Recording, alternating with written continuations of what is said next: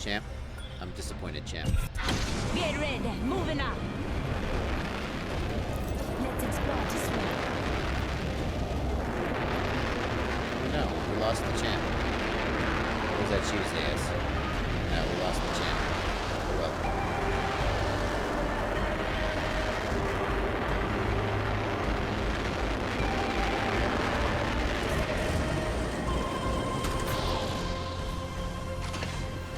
Contact.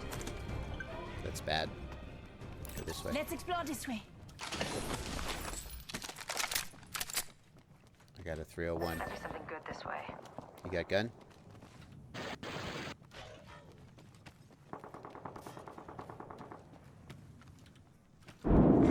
Attention. First blood. First blood. Good thing it's not us.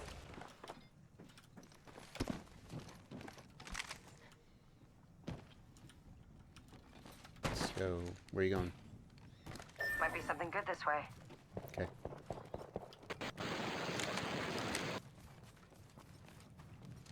Not many questions top of my head.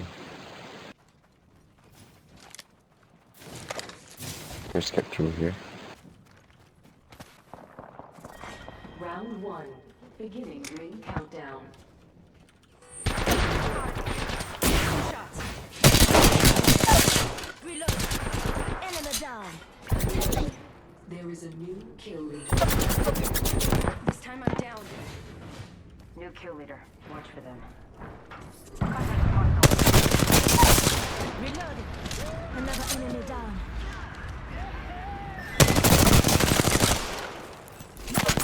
Enemy. Damn. Do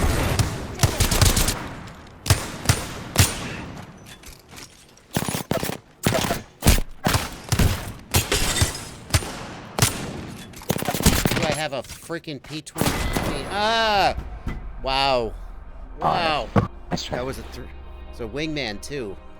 Yeah. Oh, I should not have gone for the finish. I knew they had one more. Oh well. Hey, that's 2 knocks. That's not better than I could have. GG, you guys. Hey everybody, I'm Joshua Bardwell. And no, this is not my new job being an Apex Legends streamer. As you can see, I'm not very good at playing games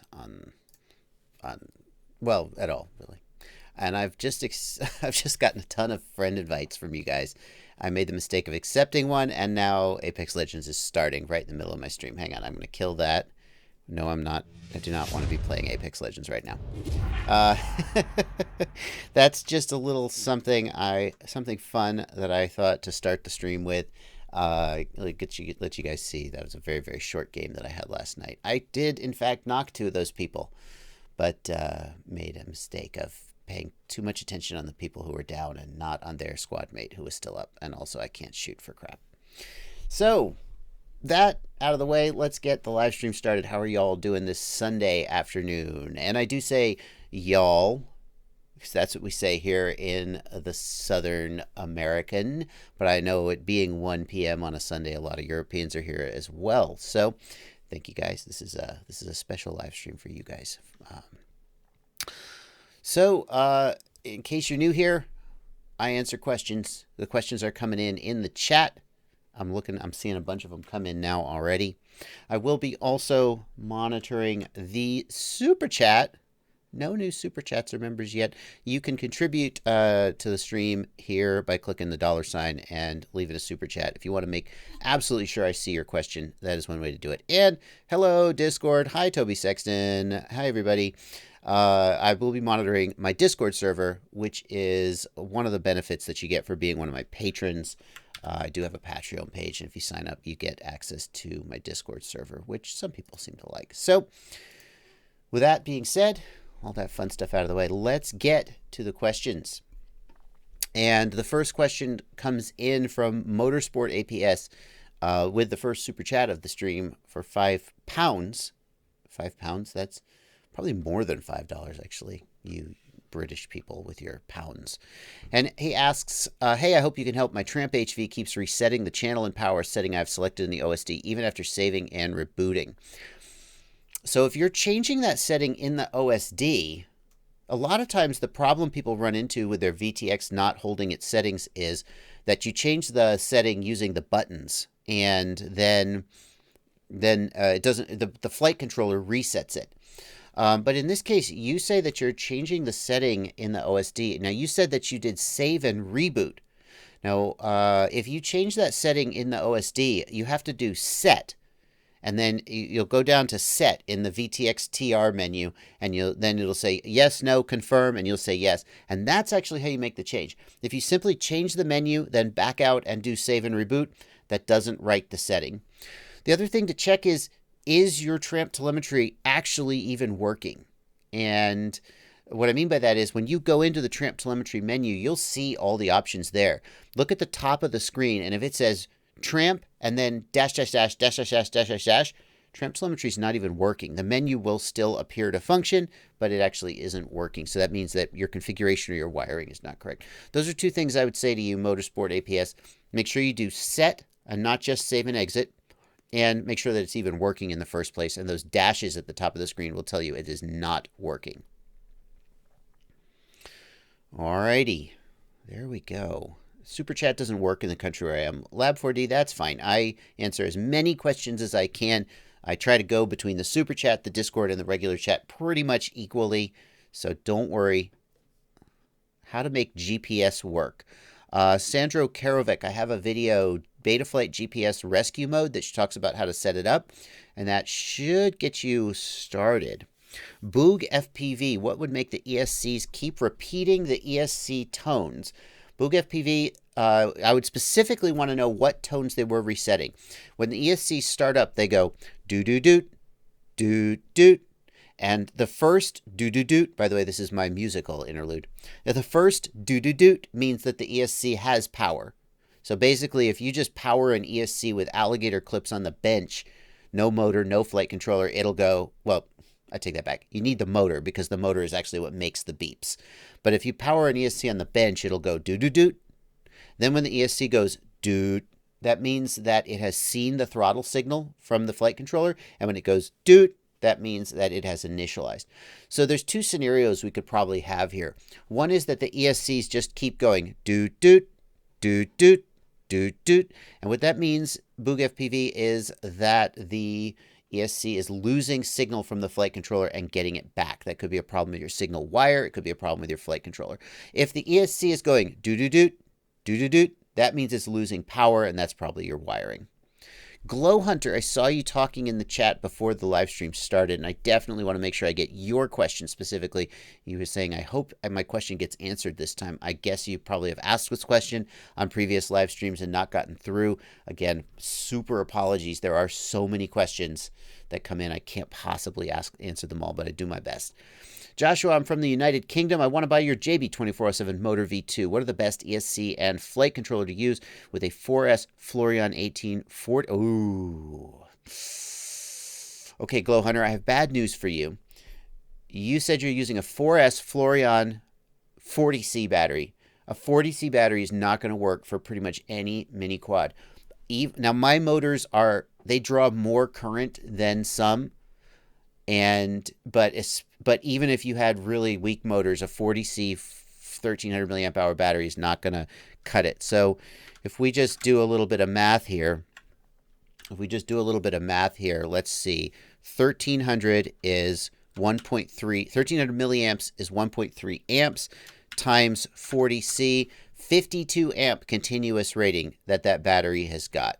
Theoretically, that's just not enough. Especially because the amp rating, the C rating on these batteries is usually inflated. So you minimum need like a 75C battery to fly a mini quad with. And these days you can get for like 20, well, you're in the UK, so maybe it's not quite as nice for you. But you can get CNHL ships international. You can get CNHL, or if you're in the US, race day quads, batteries at 100C for like 20, 22 bucks. That is well worth it. That's what you should be using. So the first thing you need to do, Glow Hunter, no matter what motors you use, is get a higher C rated battery. 75C minimum, 90 or 100C is better. Anything above 100C is kind of BS anyway. So but the 90 or 100C is where you want to be. As far as ESC, in general, a 25 or 30 amp rated ESC is fine for any 5-inch mini quad. If you know that your motors are going to draw more, then you may want to go up to a 35, or they go up to 40 or 50 amps. You pay more for them, and they're bigger and heavier usually. The thing is that you may look at a motor on the bench and go, this motor in bench testing pulls 50 amps. So I need a 50 amp ESC. Hold on. The motor in bench testing pulls 50 amps at 100% throttle. So the first thing you got to ask yourself is, how often am I going to be at 100% throttle? And for how long? Because ESCs have a surge rating or a burst rating. So a 35 amp rated ESC might have a 45 or 50 amp burst rating, which means that even if the motor did pull 50 amps at full throttle, as long as you were at full throttle for less than 5 or 10 seconds at a time, and ask yourself, how often am I at full throttle for 10 full seconds? If the answer to that is, oh, no, I do that all the time, then this doesn't apply to you. The other thing is that motors will typically pull less current in the air than they do on the bench. And the reason for that is that think about how when you ever had to push a car when the car was stalled out and you have to push it for a little bit. It's hard to get the car moving, but once the car starts rolling, it's like, oh, okay, now it's not too hard to keep it moving. And that happens with props. When you first jam the throttle, there's a big surge in amps as the prop has to spin and accelerate and get the quad moving. But once the quad is moving, we say it unloads. The prop unloads in the air and the amps drops.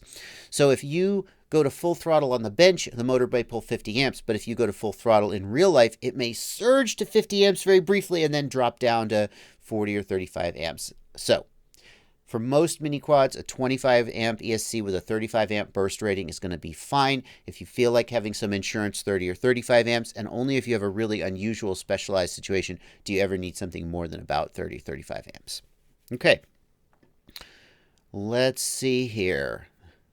Moving on, trying to keep up with the chat. Peter Zingler, what defines the maximum voltage of a motor? Excellent question. Excellent question. Peter, the voltage of a motor is that manufacturers will say this motor is rated for 3S or 4S. The reality is that you can run almost any motor on any voltage. I mean, at a certain point, it's limited. The dielectric breakdown, I don't know what the right phrase is.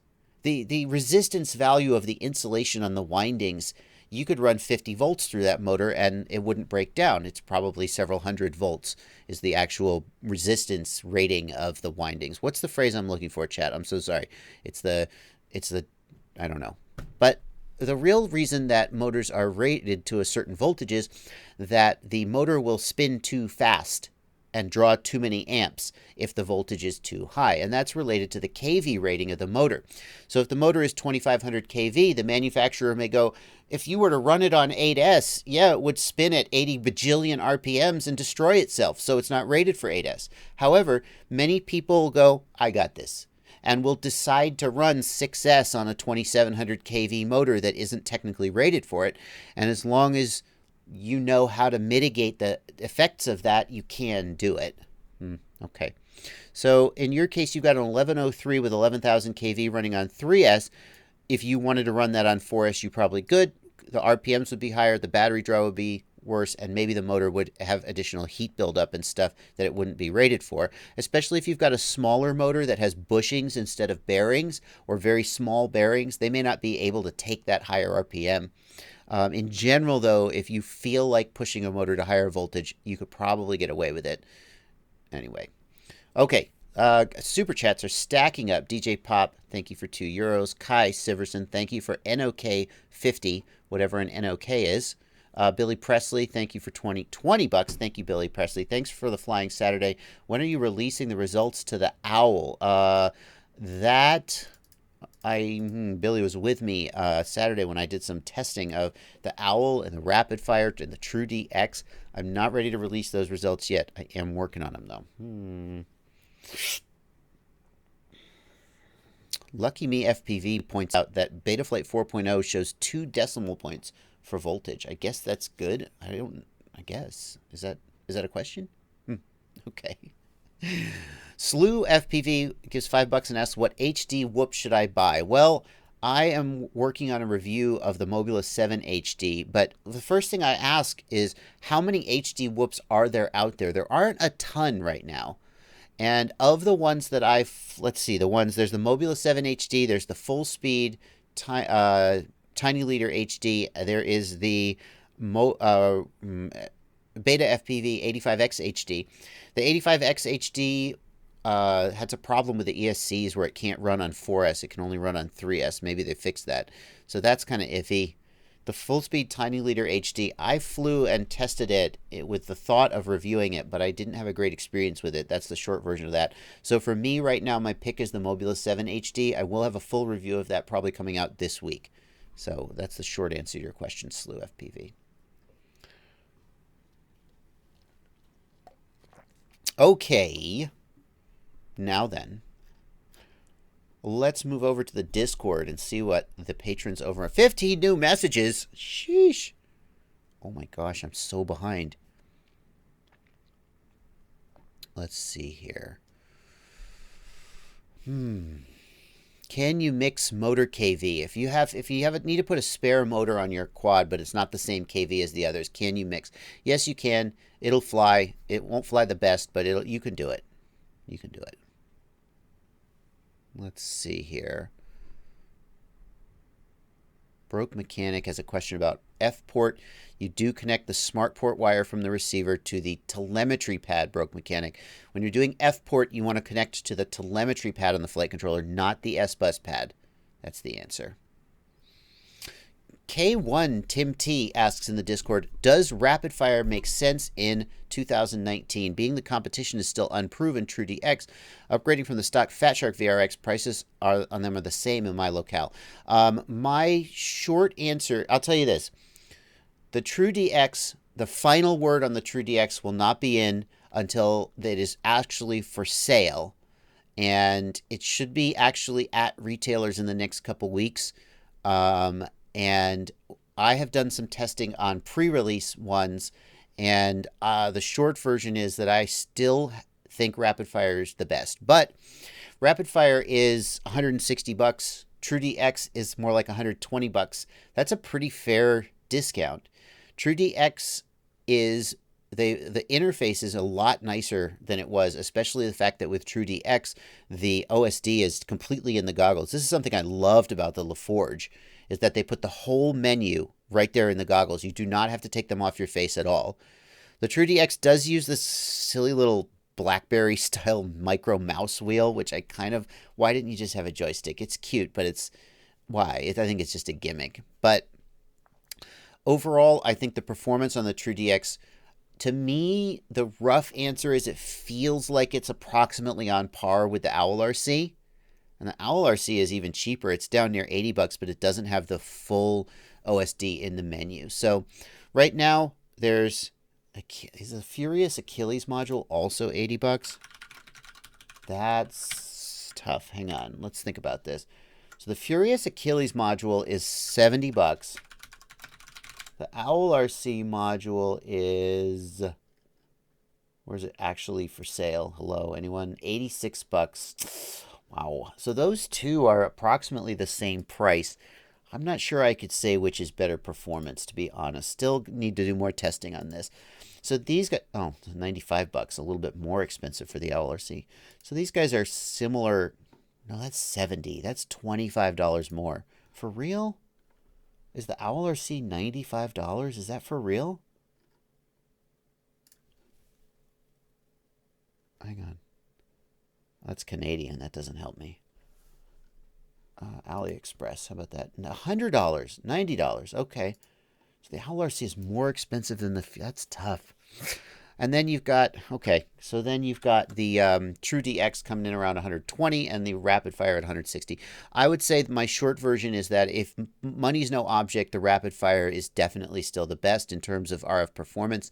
And an update to Rapid Fire, a little birdie has told me that they have made a change to their manufacturing or design to increase the sensitivity of the Rapid Fire by another 3 dB.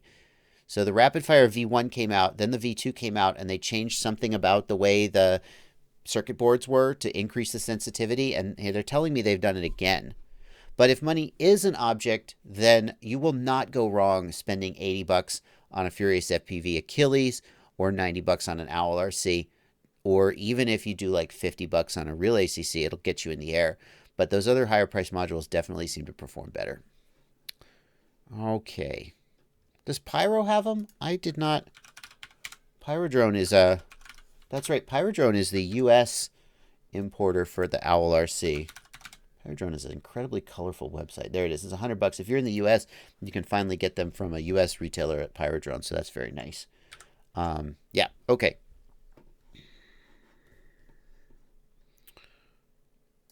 Let's see here.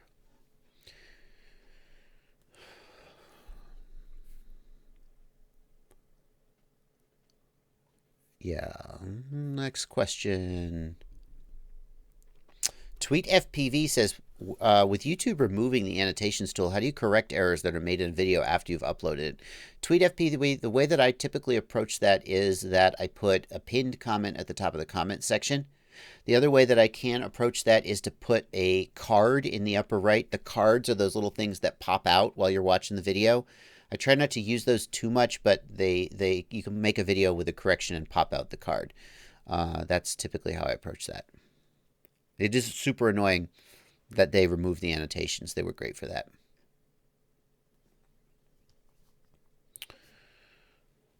Vanadio asks, why do people typically use different rates for yaw instead of versus roll and pitch? The reason for that, Vanadio, I can speak for myself. I want a higher yaw rate so that I can deflect the yaw stick less, because I find that the more I deflect the yaw stick, the less precise my throttle control is. So I don't want to move the yaw stick very much. If I weren't flying mode 2 and something else with roll and throttle were together, I'd probably do the same for roll. Subay Haitham asks, in the regular chat, GPS rescue activates failsafe and disarms. Subay, the number one thing that causes that is that you have not gone at least 100 meters from your home position. GPS rescue will refuse to activate if you're not at least 100 meters from your home position.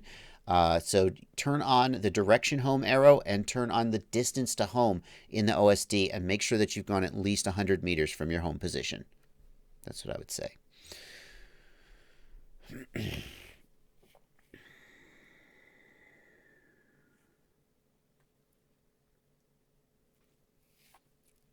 Broke Mechanic, you can't use TX1 for smart port or F port on an F4 processor. So if you're setting up F port, you have to use the telemetry pad on an F4 board because it has an inverter. If you have an F7, never mind all that. The F7 can do the inversion natively. Is it possible to get RSSI on the RXSR, asks Kramit in the Discord, without using smart port or F port? Does the RXSR have an analog RSSI output? Let's check. So there's two ways of getting RSSI into your flight controller. One of them is with smart port telemetry. One of them is with F port. That's actually the third way. F port actually includes RSSI natively. Can I zoom in here? I'm trying to look and see if it has an RSSI pad. I'm not sure whether it does. If it does, then that would be how you would do it. Okay. Alrighty. Oh my gosh. We've got more super chats coming in. Let me get them. Oh, Motorsport APS gives another £5 and says, you're right. VTX telemetry is not working. Respect. Yes. I solved one. Yes. Cam Dad asks, Mobula 7 armed and motors do not spin. Help. You got to raise the throttle, Cam Dad. I'm going to guess that what's happening is that the Mobula 7 ships with motor stop enabled. And what that means is that when you arm it, nothing happens until you raise the throttle. And a lot of micro quads like to come that way. I don't know why, but it means that if you need to stop the motors while you're flying, you just drop the throttle all the way down and they stop. You don't have to disarm. CamDad, if you don't like that, you can disable the motor stop function in the configuration tab. Hold on, let's plug in a quad here for my live stream so I have something to demo on and make sure everybody knows what I'm talking about. Okay. Oh, you guys were all looking at my left monitor for that whole thing. It's forgetting to switch my scenes. Okay, configuration, motor stop. If this is enabled, the motors will not spin when you arm until you raise the throttle. So you can just disable it and they'll begin spinning. Okay. All right, back to the regular chat. Let's see here. Unsub223 says, does your Mobula 7 HD have 500 milliwatt and 800 milliwatt VTX? No, I'm pretty sure it only goes to 200 milliwatts. Unsub. What flight controller do you recommend for blaster motors? I want to build a tank. GW FPV, I wouldn't really match the flight controller to the motors. Any flight controller you want that's going to work well for your build will work well with those motors. So just pick a flight controller that you think works well or that you're going to find easy to build with. Marco Miola, what props should I mount for a freestyle build on a 180 quad? It depends a lot on your all-up weight and what motors you're using, Marco. Mostly what motor and KV you're using. Your prop selection will be heavily affected by the motor size and KV that you're using, and that will relate to your all-up weight. So if you pick a prop that is too big or too high pitch for your KV, then you'll get a ton of amps and kill your battery. But if your quad is heavy, then you need to use a bigger motor and a bigger prop to make the quad go. So it's not possible to answer that question as it's asked. Johnny the Eagle, what is dynamic filter? Johnny the Eagle is asking about this feature here in the Betaflight configuration tab. There is the dynamic filter. And what the dynamic filter does, and by the way, you should always have this on in my opinion. The dynamic filter analyzes the gyro data and looks for noise peaks and moves a notch filter around to target the noise peaks. The reason the dynamic filter is so useful is that if there's something like a broken prop or a bent prop, it can significantly change the noise profile of the quad, and your stock filters may not keep up with it because it's just not what they're expecting. So the dynamic filter is very, very good at protecting from burnt motors and keeping the quad flying when you bend a prop or break a prop. Let's see here. Any way to get the satellite count sent to the radio? Cotees, I don't think that Betaflight and FreeSky telemetry send the number of satellites in the telemetry. They send the GPS latitude and longitude. The way that you would check that is to go into the telemetry screen on your radio and look at the sensors there. And if one of the sensors is like GPS numsats, then clearly that's what it is. But I don't think it's there. Let's see here. Travis Martinez is trying to understand the VBAT pin on the Swift 2. So let's look. Let's just look here at what you're talking about. We'll go to the Micro Swift in the RunCam store, and here was the back of the camera right. Nope, wrong one. How about the Eagle? I mean, there are several cameras that have this function, so let me just find one. Nope. All right. Seriously. Come on, guys. Swift 2. No, I don't think that's going to have it. There it is. So here's the RunCam Swift 2, and if we look at the pinout on the back, we can see that one of the pins is VBAT Plus. And you're like, what is that? How is that different from this 5 to 36 volt pin? So the 5 to 36 volt pin is for powering the camera, and the camera has a built-in OSD that also shows the battery voltage. But here's the question. If you're powering the camera from a 5 volt regulator, then how does it know what battery voltage is? And the answer is that's what the VBAT Plus pin is for. So if you are using the camera's built-in OSD and if you are powering the camera from a regulated supply, then you use the VBAT Plus wire, you connect that to VBAT Plus, and that tells the camera what battery voltage is. If you are powering the camera from VBAT, then you don't need to use the VBAT Plus wire because the camera will take its battery voltage reference from the power supply. And for most of us, we're going to be using the OSD in our flight controller. We're not going to be using the RunCam OSD. And in that case, you never need to worry about the VBAT Plus wire at all.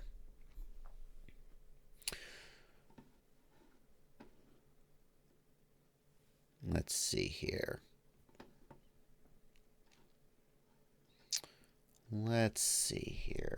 Catching up on the chat.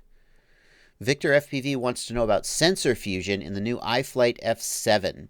Sensor fusion means that you have two gyros, and those gyros are mounted 90 degrees to each other. And as a result, when you do some mathematical wizardry to the data that they spit out, basically you subtract them out from each other, and it allows you to get a much greater signal-to-noise ratio. It's like free filtering. It's like filtering with no latency, and that's a good thing. What I've said in the past is that sensor fusion is awesome, but whether sensor fusion is beneficial to us depends a lot on whether we need that additional signal-to-noise ratio. So if the quad can fly well off of a single gyro with stock filtering, then adding sensor fusion may not help much. Sensor fusion should allow you to decrease your filtering, I would think, which may mean that with a sensor fusion board like the iFlight or like the SP Racing F7, which was, I think, the first Betaflight clean flight board to do sensor fusion, it may mean that you could go in and you could actually increase your filters from the defaults even more than usual right here. You could take these numbers up or even disable some of these filters, because the sensor fusion itself will act like additional free filtering. And that may mean you can get even better prop wash performance and so forth. But if you've got a quadcopter that on the default PIDs with a single like MPU 6000 gyro, if it's flying great and has no prop wash, then the sensor fusion is not really going to get you anything. It's going to make the data even cleaner, but you didn't really need that. So I think sensor fusion is real, and I think it's going to help with with some builds, but I think some people aren't going to notice the difference. Let's see.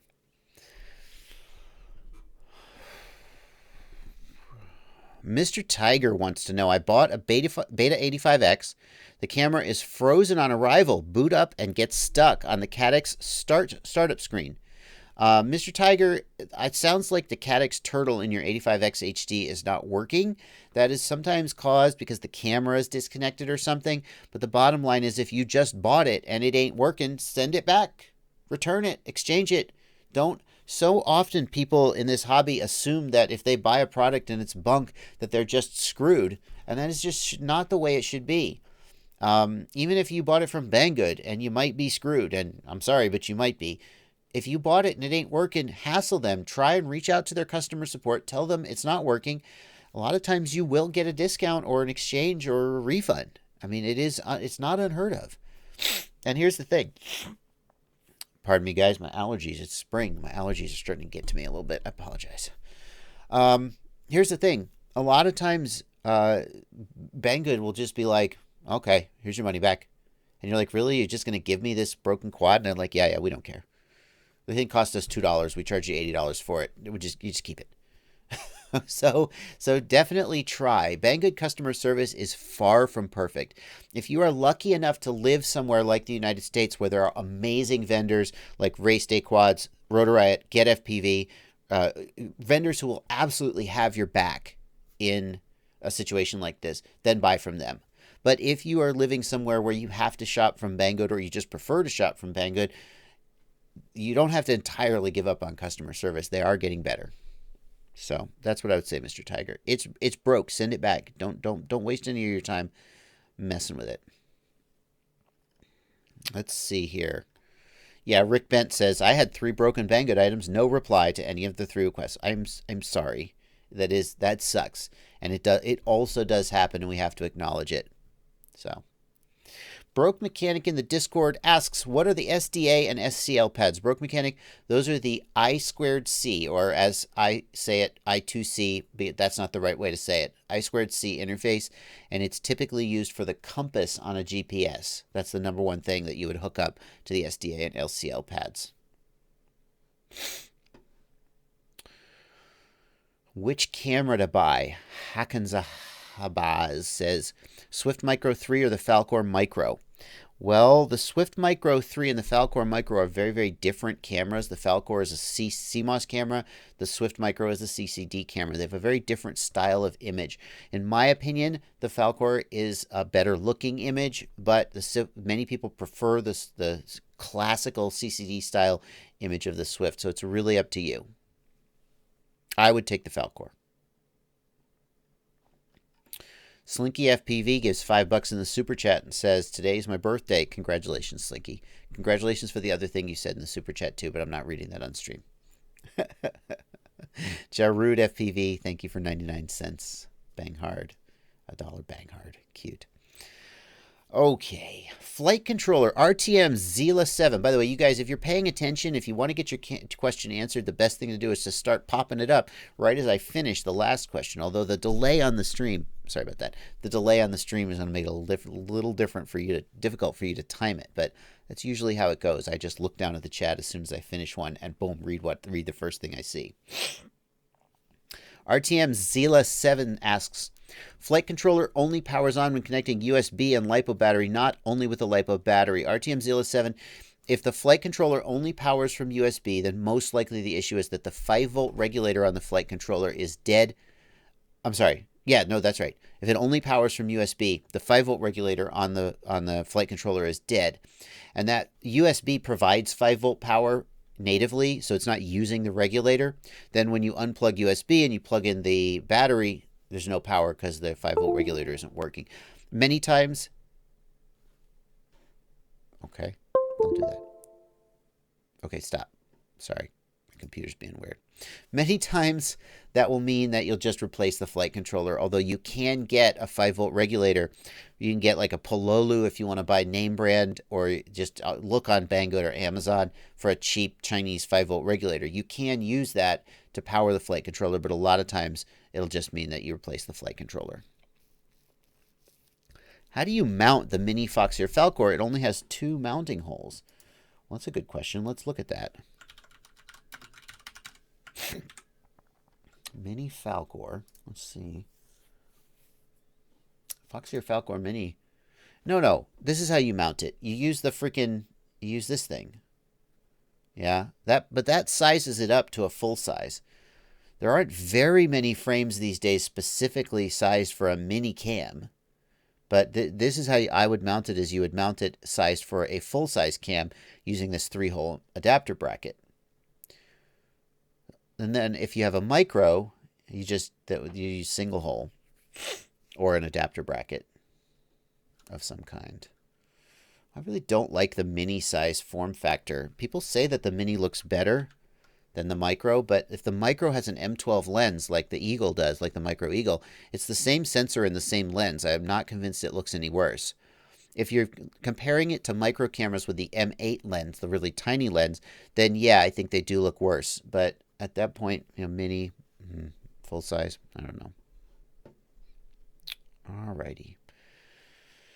Is there a way to correct the GPS coordinates in Betaflight? Asks Anthony Teasdale. I don't know about that. Anthony, if the GPS coordinates, what do you mean correct? They should just be correct. Krushstar wants to know if it's worth it to switch to BLHeli 32 ESCs. Yep, absolutely, Krushstar. BLHeli S will definitely get you in the air, but BLHeli 32 has additional functions that help you tune out problems like the adjustable motor PWM frequency and the auto timing, which are to me are two very, very powerful features that let you, if you have mid-throttle oscillations or if your motors aren't running smoothly, those two things will help fix them, and BLHeli S just doesn't have them. So for me, BLHeli 32, very worth it. Also, you can have custom startup tones in BLHeli 32, which means that you can make your quad play the Game of Thrones theme, or I like the Mario power-up mushroom sound, and that to me is also worth an extra couple bucks. FPV Arborist. I've heard this before, FPV Arborist, but I don't know the cause. I have a quad that has GPS, and the return to home pointer in the OSD is backwards, always pointing away. Any solution? I have heard of other people having this problem, or maybe it's just you, FPV Arborist, posting all over the internet, but I don't know the answer to that. I wonder what the Betaflight devs would say about why that is. I mean, the return to home arrow is based on the quad's velocity and direction, but I don't know why that would be wrong. So, I'd be interested, FPV Arborist, if you do find an answer, please contact me, email or Facebook, and let me know, because I've seen other people mention this, and I'd like to know the answer for when they ask. Oh, G. Rawlinson, thank you. SmartPort telemetry sends the number of GPS sats as the last 3 digits of sensor temp2, temperature 2. I'm not sure what you could do with that, because you need to split out those last 3 digits. But if you maybe temp2 sensor could be used as the GPS sats. Thank you, G. Rawlinson. That is good to know.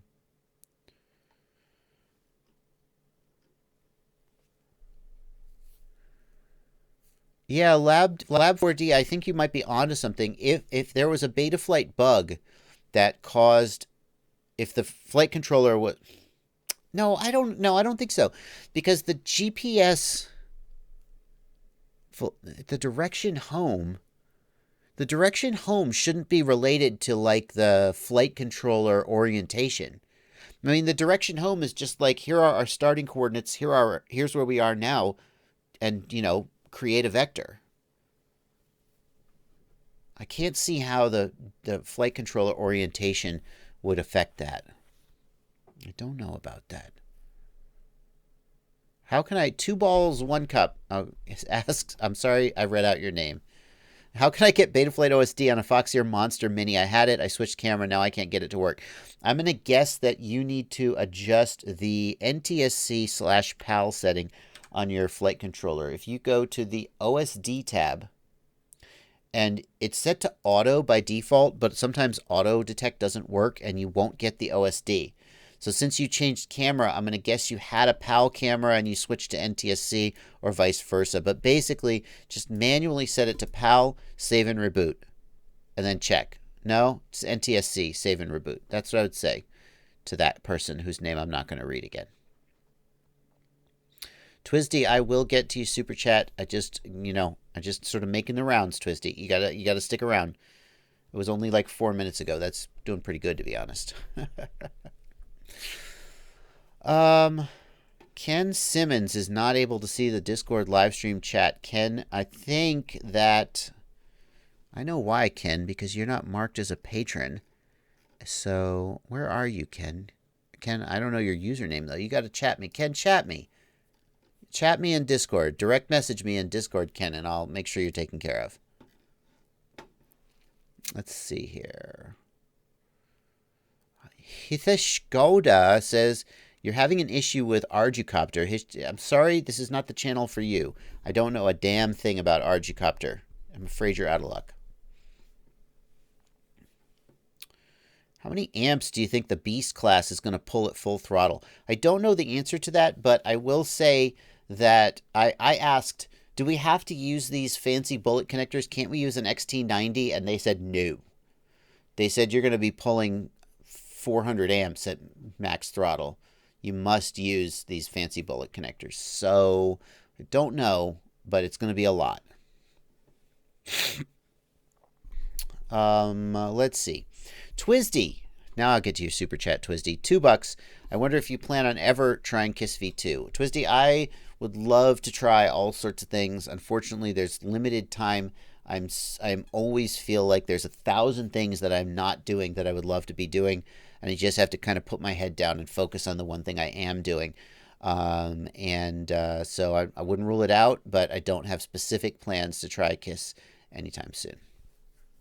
Is there a way to find out if a motor part is fried? Asks Mechanicern and gives 44 NOK.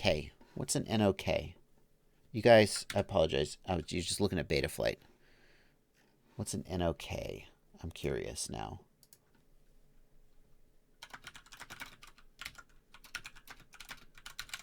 What's a Norwegian kroner? Why do I know? Why do I always forget that?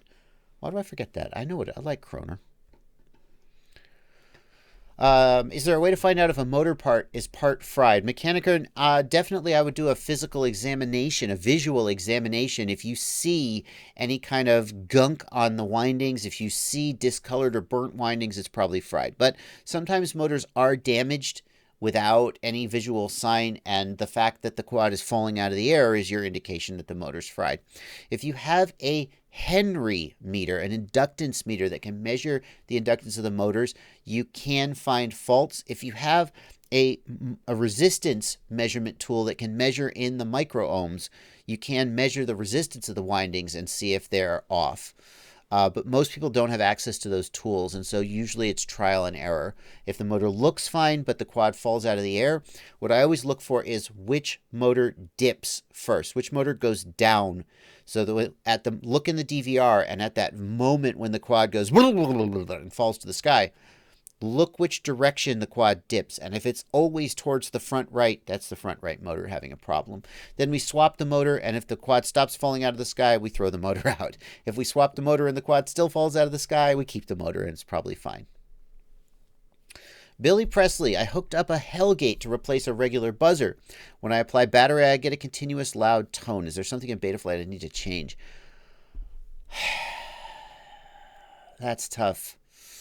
I would want to make sure that one thing that will cause that is if instead of hooking to buzz minus, you hook the buzzer signal pad to a ground pad, and it would buzz continuously. So I would definitely double check the signal, the wiring. Make sure that you have red to 5 volts, black to ground, yellow to buzz minus. That's the first thing I would check, Billy. And then that's the first thing I would check. Assuming the wiring is right, I mean, there is a buzzer inversion in Betaflight. You usually don't have to do it. But here, Billy, here is a Betaflight buzzer beeping all the time.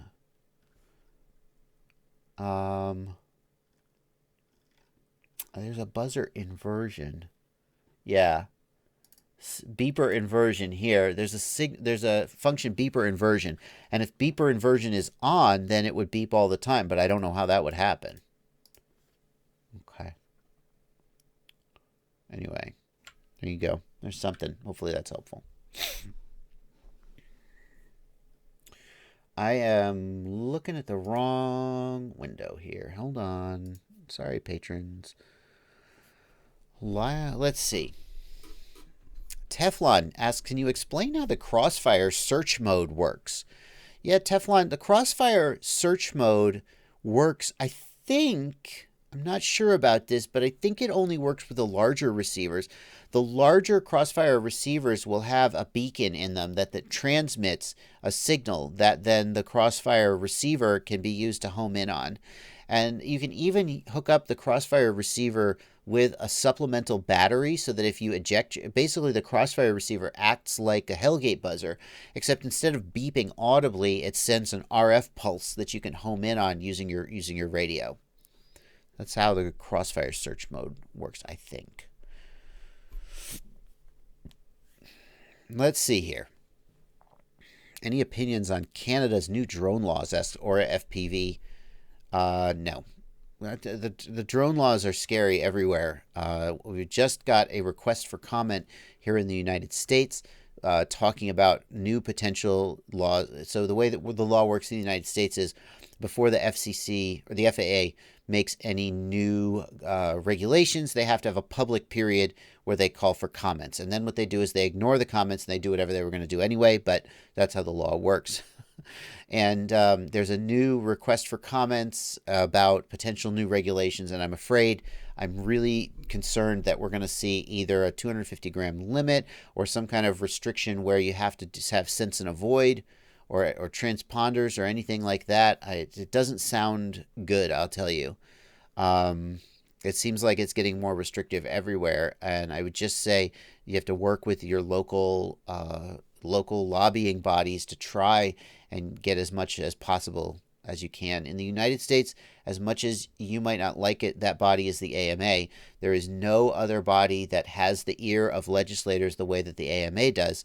It would be great if stuff like the FPV Freedom Coalition, which is an entity started by Chad Capper and some other folks, it would be great. And the great thing about the FPV Freedom Coalition is that they are specifically focused on FPV, whereas the AMA famously is not, and has kind of been willing to throw FPV under the bus in some sense. But the bottom line is that the AMA is massive and has the ear of legislators and regulators, and they are the only ones who can possibly go to bat for us here in the United States, in my opinion. I'm an AMA member because I became an AMA member because I went to flight test, and like most, if not all, large flight events, they require AMA membership for insurance reasons. AMA membership comes with insurance, and if all pilots at the event have an AMA membership, then the event doesn't have to get insurance, and so they all just require you to have it. And I've been an AMA member ever since, but I feel that if people ask, well, should we be AMA members? Do you support the AMA? And I'm like, I know all the reasons why we're annoyed that the AMA has not stuck up for us the way that we wish that they would. At the same time, they're the only ones who are remotely sticking up for us. Everyone else is just got zero chance of having any practical effect, is my opinion. I can't think of another body that has a history of affecting the law the way the AMA has. The only question is, will they stick up for us? Will they stick up for FPV, or will they say, basically, traditional non-FPV model flying is what we're going to defend, and FPV can go screw themselves? Well, I don't know. But if not them, then who? And the answer is no one, so I support them. That's what I have to say about the laws and everything. Iceman, $6, is looking for a backpack to carry around the gear for about $150. Iceman, what is out there for about $150? It's interesting, Iceman, because there's $30 or $50 backpacks you can get, which are not fantastic. But in the $150 range, it's a little trickier. Oh, this is a great choice. You have several choices. That's great. Hang on one second. There's a couple I want to show you. Okay, so here is the Think Tank photo for $150. It's out of stock. If you can find it, this is a really good pack that people that I know use and get good use out of. It has a lot of room inside.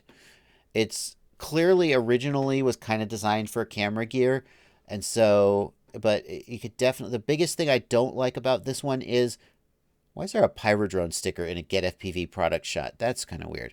The biggest thing I don't like about this one is that the buttons, the switches of your transmitter, the shoulder switches, are a little bit exposed if you put it in sideways. But overall, I'm pretty sure Alex Van Overfly uses this, and he can get like 9 quads in here with props off. His quads are pretty small, to be fair. It's got a lot of nice little loops here for sticking tools and stuff like this. It's decent at the price. The FPV Session is also quite good. It's a little bit more loosely organized on the inside, but it's a little bit like more comfortable and kind of looks like a backpack. It doesn't have as much room on the outside for quads, so it's definitely a smaller bag by far at $150. And then the other one I want to show you is the Torval Quad Pit Stop Backpack. I like this one a lot. I actually used the Pro version of this pack, which is it has a laptop sleeve. The $100, this is $100 and it doesn't have a laptop sleeve. The Pro version is $200 and has a laptop sleeve and a couple other improvements. But this is a pretty decent one for $100. This is the one I personally probably would recommend. Although the Think Tank photo definitely has more room. So those are some suggestions for backpacks. Thank you for the support. Twisty, if you're a Patreon supporter and you can't figure out how to join Discord, please message me offline and I'll help you sort that out. Blah. Sorry for banging the mic, guys. What are my thoughts on the iFlight Cinebee? Do you think you might review it? The iFlight Cinebee. That is another one of those HD quads that are getting super... Where is it? Where'd it go? Cinebee. Yeah. Yeah, I certainly might review it. I could see it. It's got the Turtle V2, so that's a pretty decent camera. Come on, pull up the picture, iFlight. Let's see here. Oh, this is, I see. This is a Cinnabee. That's interesting layout. That's a very different layout. That's fascinating. It's got actually a carbon fiber frame that looks, I'm sorry to say, it looks very similar to the full speed Leader HD. Not identical. I wish I could see the underside. The carbon fiber base plate with these screw-on ducts looks very, very similar to the full speed. That was it right there. Tiny Leader HD. So it looks very, very similar, I have to say. Not identical. But, well, I don't know if it's similar. I don't know. But I didn't find that the full speed flew very well, and I'm not sure if that's because of its sort of carbon fiber base plate design. So I wasn't a fan of that. But this is a different quad, so we probably should take it for its own merits. Alrighty. Let's see. Monoman, you have absolutely a good point. Monoman in the Discord says, Cinewhoops are popular to review lately. I think it's funny how some reviewers knock them when they don't fly acro well. Cine makes me think of slow and smooth cinematic shots. And I try to take that into account when I reviewed the Mobula 7 HD, which that review should be coming out on my channel this week. That they are, like, the Mobula 7 is heavier than, and in some ways it flies worse. It's a 3S, whereas the Mobula 7 is a 2S. And it's more powerful, but it's also heavier. And it can acro, but I think the place that it really excels is those smooth shots. And that was one of the things I didn't like when I flew the full-speed Tiny Leader HD. The Tiny Leader HD felt underpowered and not very good at acro. So I said, okay, let's try to fly some smooth cinematic stuff. And the Tiny Leader was just like, twitch, twitch, twitch, twitch. And I was like, okay, it's not good at that either. So you definitely have to review them for what they're intended for. Jonas Breen, I just smoked an ESC on my Tiny Hawk that I got a week from Rotor Riot Store. Can I send it back? I can't answer that question for you, Jonas, but do you know who can answer that question? Customer support. So just don't hesitate to reach out to them, tell them the situation, and ask them what they can do for you. And they will do their best. Race Day Quads and Rotor Riot Store customer support, which are the same thing now, as you may have heard. The customer support is very generous. It doesn't guarantee, I mean, if you just take something and light it on fire, then they're probably not going to give you another one for free. But if you've had a bad experience with a product, they want you to have a good experience, and they'll do their best to take care of you. So, yeah. Yaman, you sent a super chat, and you didn't ask a question, Yaman. Yaman, careful. Did I screw up, Yaman? Look right here.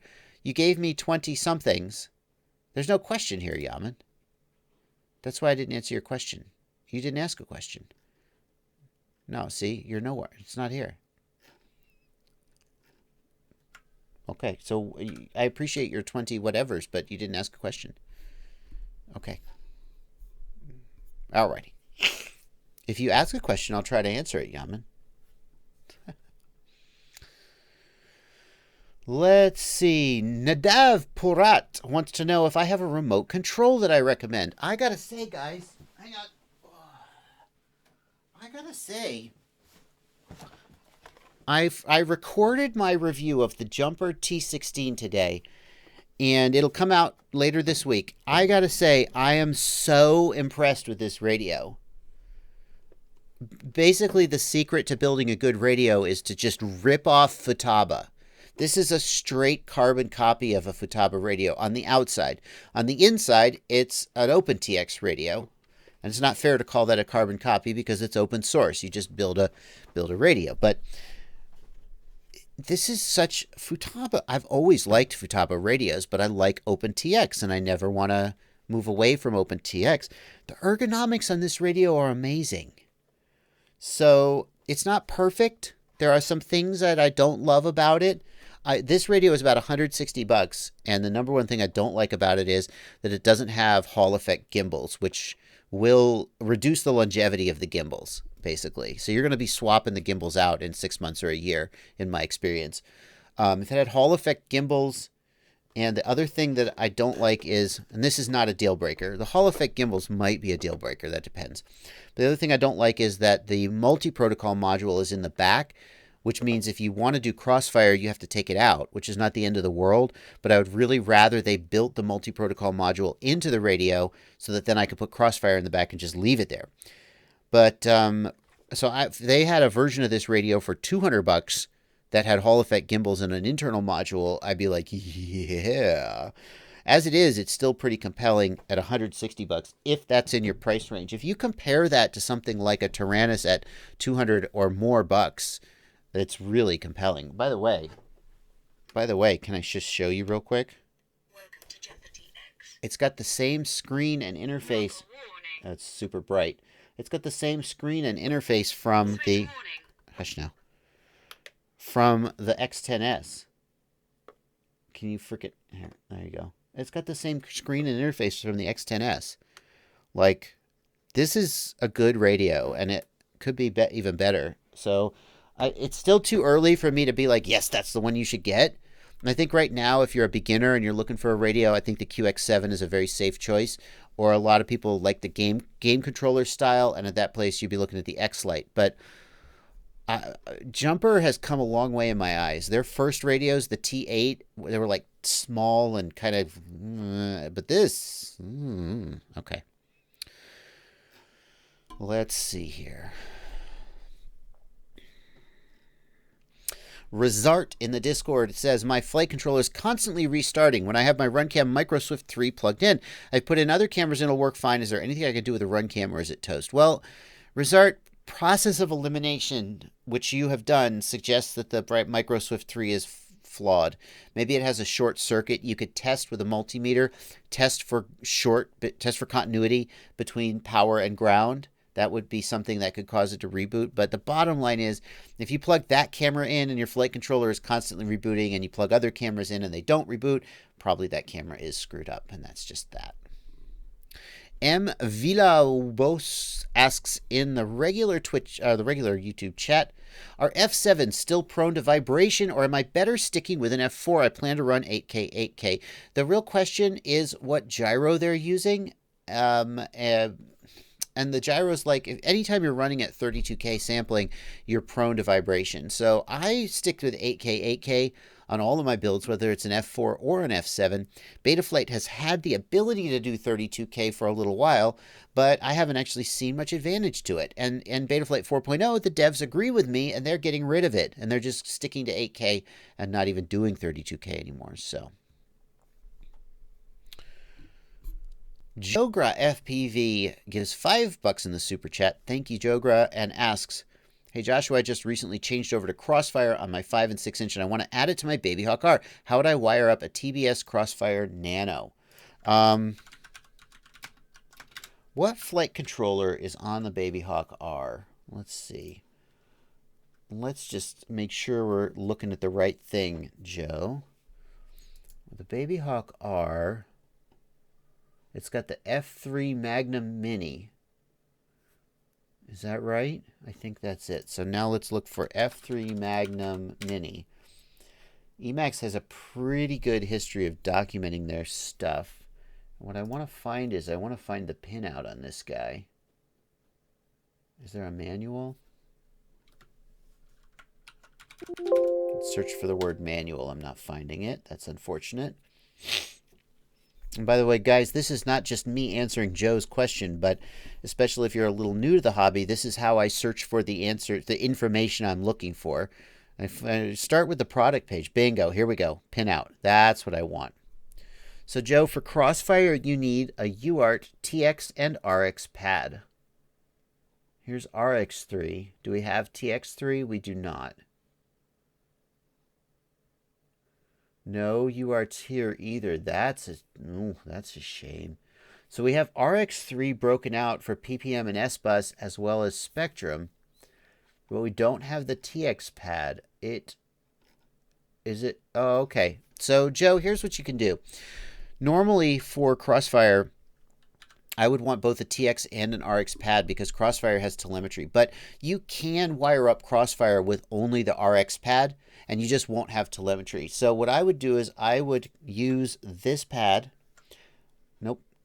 Here we go. I would use the Spectrum RX3 pad. That is going to be this one right here.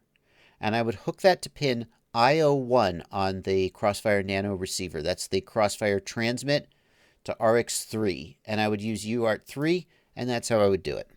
You're not going to, it doesn't look like you can get telemetry, though, because it doesn't look like they give you any TX UART at all. At all. That's a little bit shocking. And why if this is an F3, do they have a separate RX pad for S-Bus since they don't need an external inverter? That doesn't make any sense either. So I'm a little confused at what they've done here, but that's what I would do. Use the Spectrum RX3 pad. That's the answer. All right, Jogra. Best way, Deldrace, best way to reduce prop wash on... Oh, this chat went too fast. Best way to reduce prop wash on high throttle 4S Diatone R349. Ooh, the Diatone R349. Which one is that? Let me just... That's the... Is that the one with the hard shell? Yeah, okay. So that's the one with the rigid carbon. So that's good. That's going to help. For reducing prop wash, typically you would raise D-gain. That's the number one thing you can do. Watch for hot motors, though. If you're not running props out, and I'm looking at the photo here on the product page, and where is it? Where'd it go? There it is. I'm looking at the product photo here, and it looks like it's set to props in. I can see that the leading edge of the prop is facing the center line. So certainly you can switch to props out. You can change the motor direction, and if you need to know how to do that, what you're going to do is, in Betaflight, you're going to go to the Configuration tab, and you're going to... Pardon me. Spring is coming, and so are my allergies. You're going to enable this motor direction is reversed. But stop. That's not enough, because that tells Betaflight that you've reversed the motor direction. It doesn't reverse the motor direction. You then need to go into BL Heli and reverse all 4 of the motors. And then you're going to take your props and you're going to install your props the opposite way. So instead of having the props facing the center line and spinning towards the center line, you're basically going to just flip the props left to right so they spin outwards. That may help with prop wash, although that's not the number one thing that prop wash helps with. Justin Schrack points out that on the Magnum F3 stack, there are unlabeled pads. I'm not surprised to hear that, Justin. I would be shocked if there weren't a full UART you could get at, but it doesn't seem to be labeling it. Morning View in the YouTube chat gets the the only dumb question is an unanswered one, is an unasked one award for the day. Morning View asks, what is Crossfire? Such a very basic question, and yet somebody new to the hobby have no idea what it is. Thank you so much, Morning View, for asking that instead of, well, some people would be like, oh, I'm not going to ask that. Thank you. A Crossfire is a... I keep forgetting to switch scenes back to my head. Sorry. Crossfire is a control system similar to, like, if you've got the 2.4 gigahertz FreeSky system with your 2.4 gigahertz FreeSky receivers. Crossfire is a control system that uses 900 megahertz, and it's for much longer range. You get way longer range. Like on a typical 2.4 gigahertz FreeSky system, you could get 1 or 2 kilometers of range, roughly. Maybe less, but probably not that much more. Whereas on Crossfire, you can easily get 5 or 10 kilometers of range without even trying too hard. And if you actually work on it, you can get 40 or 50 kilometers. Not that that would be legal in most places, and you definitely wouldn't ever actually do it. But the reason a lot of people use Crossfire is that it just means that you never have to think about fail-safing at typical ranges that typically you're not flying out. Many of us are not flying past 1 or 2 kilometers at most. If you're flying in a park, in a bando, at an airfield, and you're using Crossfire, you basically just don't have to think about fail-safe at all unless your equipment is broken. And that's why a lot of people like to use Crossfire.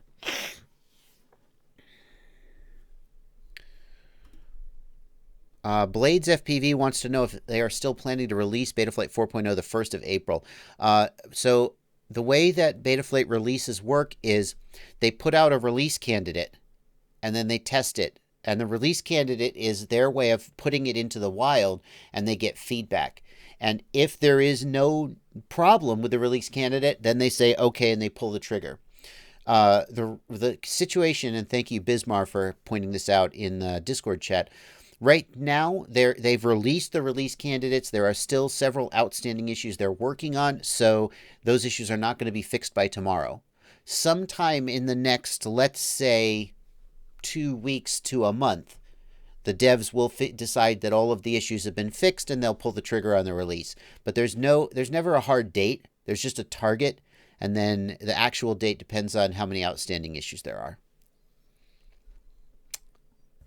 And the outstanding issues, by the way, can I say, there was a guy reached out to me, and thankfully nobody got hurt, but he was testing the RPM filter, which is a feature that comes in Betaflight, and there was a bug, not in Betaflight, thankfully, but in the BL Heli firmware that you need to run to use the RPM filter.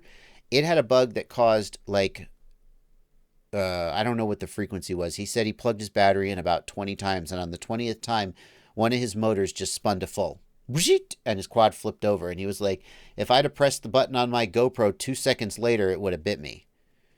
So a lot of times I'm like, yeah, download the release candidates, go for it. They're pretty safe. But this new RPM filter thing with the BL Heli has a little bit more risk than usual of doing weird things. So it's always the case that you need to treat release candidates and pre-release software very carefully. It's especially true now. I would probably encourage most people to wait, especially if you want to try the RPM filter. I would wait for it to happen. We get released. Okay. Joshua Baran gives $5 and says, aha, it was the NTSC PAL setting. Thank you. You saved my camera. Thank you, Joshua. I always like to hear success stories. Twisdy, you can message me on Facebook, or you can email me, joshuabardwell@gmail.com, or you can message me on Patreon. Those are 3 ways you can get a hold of me to figure out the Discord. Yaman wants to know if F7 is a good buy now. 8 months ago, you said it was not a good buy. Yeah, 8 months ago, there was no reason really. Was it 8 months? It seems like it was further than that. There was nothing that Betaflight wouldn't do anything with the additional clock cycles you got from an F7, so there was no reason to buy an F7. When Betaflight got optimized for F7 and was able to run at 32K, then I was like, okay. But now the Betaflight devs are taking out support for 32K, and I still think F7 is worth considering. Number one, because F7 removes any issue with inversion and UARTs, and it just means you can hook whatever you want up to whatever UART you want without thinking about all that nonsense, and that certainly is nice. The other thing about F7 is that the new RPM filter in Betaflight 4.0, it seriously seems like it has the potential to really improve flight characteristics, and it is currently it runs at 4K on an F4, but if you want to run at 8K, you need an F7, and that's only going to get worse as time goes on, I think. So right now, I do think that you could consider an F7. They typically cost $10 or $15 more than an F4, so it really just depends on your budget. But an F4 certainly can run Betaflight 357 at 8K with no problem, and Betaflight 4.0 with the RPM filter at 4K. It's still true that an F4 can take advantage of everything that Betaflight brings to the table. It just can't do it at the full 8K rate if you want to use the newest features like the RPM filter. I don't think that's a big trade-off, though, because I think what we're seeing is that you don't need to run at the absolute fastest loop rates to get the best performance. Some, like Flight 1. Flight 1 is built around the idea that they want to run as fast as possible. And that's the approach they take. But that's not the only valid approach to get good flight. And that's the bottom line. Yeah, MC's Creations, the next chip in line after the F7 would have been the H7, which is the next fastest chip in the lineup. And people were already looking at board designs to take advantage of that, because whatever we're buying, the manufacturers are 6 months or a year ahead thinking about what they're going to be selling next.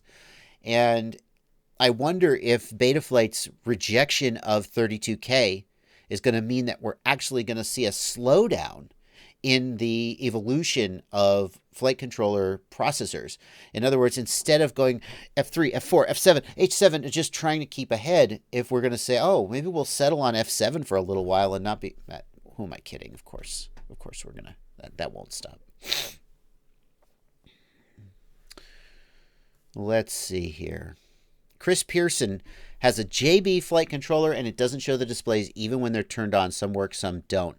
Chris Pearson, my guess is that those have somehow been dragged off screen, and so they're there, but you're not seeing them. This can especially happen if you're using an NTSC camera. The PAL, if you've got Betaflight set to PAL, there's an additional like 4 lines at the bottom of the screen because PAL has higher resolution. So go into the on-screen, go into the configurator, go to the OSD tab. Here, I'll show you. Go into the configurator, go into the OSD tab, Chris, and set it to PAL, and see if that stuff is actually down here, and drag it up. Or you could just like reset your, just reflash the ESC or the flight controller. But I bet if you go to PAL, you'll see that the stuff that you can't find is down off the bottom. If you're already in PAL mode and you can't see it, it still could have somehow been dragged off screen. Not dragged off screen, but if you put commands into the CLI, you can actually force this stuff off screen. You may need to reset it. Is there a reset? It would be great if there was a reset button. I thought maybe it's in the nightly build or the next release. I thought there was a reset button somewhere for the OSD, but I don't see it in my version at least. Bismarck, thank you for posting that BL Heli issue. Yeah, BL Heli 32.6.9 has a fix for that motor spin-up issue, but all I'm pointing out is that if you're running release candidates, and especially if you're running ESC firmware that's a beta, you got to be really safe and really careful. Like what I do when I'm running a pre-release version of Betaflight or a beta firmware of an ESC is, as soon as I plug the quad in, I flip it upside down. And I just let it sit until it's finished initializing. And that way, if it's going to flip out, it's going to probably be upside down going into the ground and not into my face. So, Morning View says, turn off the OSD save and turn back on the elements. It'll reset the placement of the elements. Are you sure about that? Oh, I know what you mean, Morning View. You don't mean, Morning View doesn't mean turn them on and off like this. Morning View, I think what you're saying is if you go to configuration and you turn off the OSD entirely and save, it'll reset your OSD. That's a really good tip, Morning View. Thank you. So that's what I would suggest you do. I lost your name. I'm sorry. The guy who had the question about the OSD elements not appearing. Smoothie FPV wants to know what beginner box goggle is everybody wearing. I have always recommended the Eachine EV800D. However, where is it? I just got in the mail. There it is.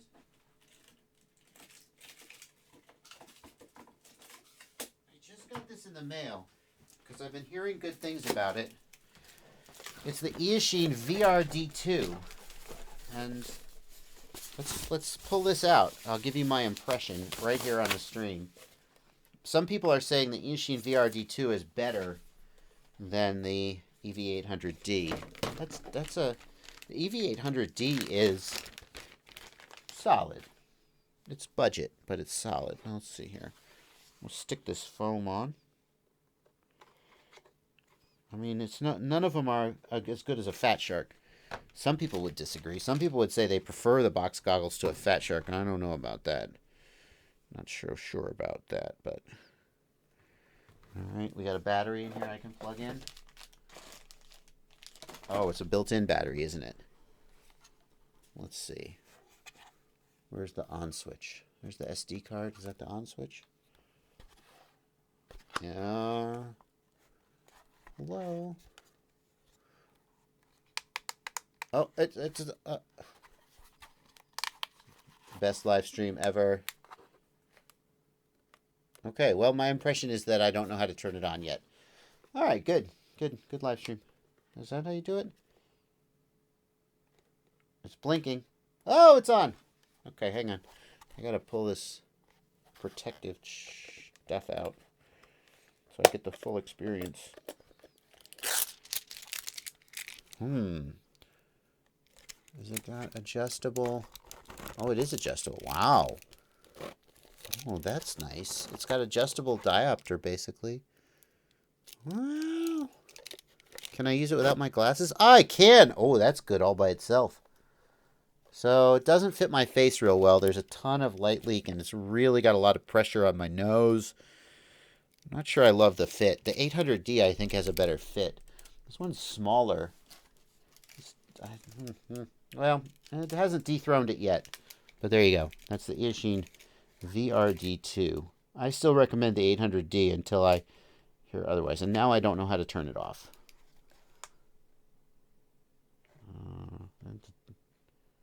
There we go. Got it. All right. Little live stream. Yeah, if you are not talking box goggles, currently my budget choice for non-box goggles is the 200D. Is the EV200D. That's the one I'm leaning on. Toby Sexton wants to know about my chair. Yeah. So my chair is from GT Racing. It's about $150 on Amazon. It's just the cheaper version of these gaming chairs that make you feel like Darth Vader in his nest. But I figure I spend a lot of time sitting in front of a computer, and it's pretty comfortable. They get way more expensive. Okay. The FXT Drone Obsessed Jerry Cavalry points out that the FXT Viper, yeah, the FXT Viper is a kind of a sleeper. Let me just here, FXT Viper. This is the FXT Viper, and as far as goggles go, this is not really, it's $169, which is a little expensive for a box goggle, and a lot of people would not call that a budget goggle. But the way that it rests on your forehead, hey, for real? No. No. What? That's not okay. What about my Get FPV? You're going to put Stu here and not me. I'll be writing a sternly worded letter, but I'll do that off stream. The way the FXT Viper rests on your forehead means that if you have, it doesn't press on your nose, and if you have glasses, it rests in front of your glasses. For people who wear glasses, I highly recommend the FXT Viper. The other thing about the FXT Viper that's cool is that the screen actually lifts out and can be used as a spectator screen or on the bench. See, here's the screen. And it had pretty good reception, honestly. The other thing the FXT Viper does is that they have a mirror that bounces the image so that you're not, it seems like it's further away from your eyes than it really is, which helps with focusing. I have a review of the FXT Viper Get FPV that you could put on the product page if you felt like it, and you guys can check that out as well. Backyard Racing 1 gives £5 and wants to know about a radio with 900 megahertz out of the box. I was hoping that it was the FreeSky X-Lite, but no. The one that you're probably thinking of might be the TBS Tango V2. If there ever was going to be a radio with 900 megahertz out of the box, it would be from TBS and it would have Crossfire built in. But TBS probably knows that if they were to release a Crossfire only radio, it would have very limited market because a lot of people fly 2.4 gigahertz. So probably what you're going to get is a radio with a JR bay that you stick the module in. However, some people have done a mod of the X-Lite. Let's see if I can find it for you guys. Some people have done a mod of the X-Lite. Yeah, check this out. X-Lite Stealth Crossfire mod. You guys need to check that out. Because this guy put a full Crossfire module. No, it's the micro module, I think. He put it inside his X-Lite. This is not for the faint of heart, but check that out. That's pretty freaking cool, isn't it? So you can't buy it. Actually, I think he'll do the mod for you, but he charges a fair amount of money that some people would consider to be more than they want to pay. But for the work he's doing, he charges a fair amount of money. I think you can send him a radio and he'll do the mod for you, though.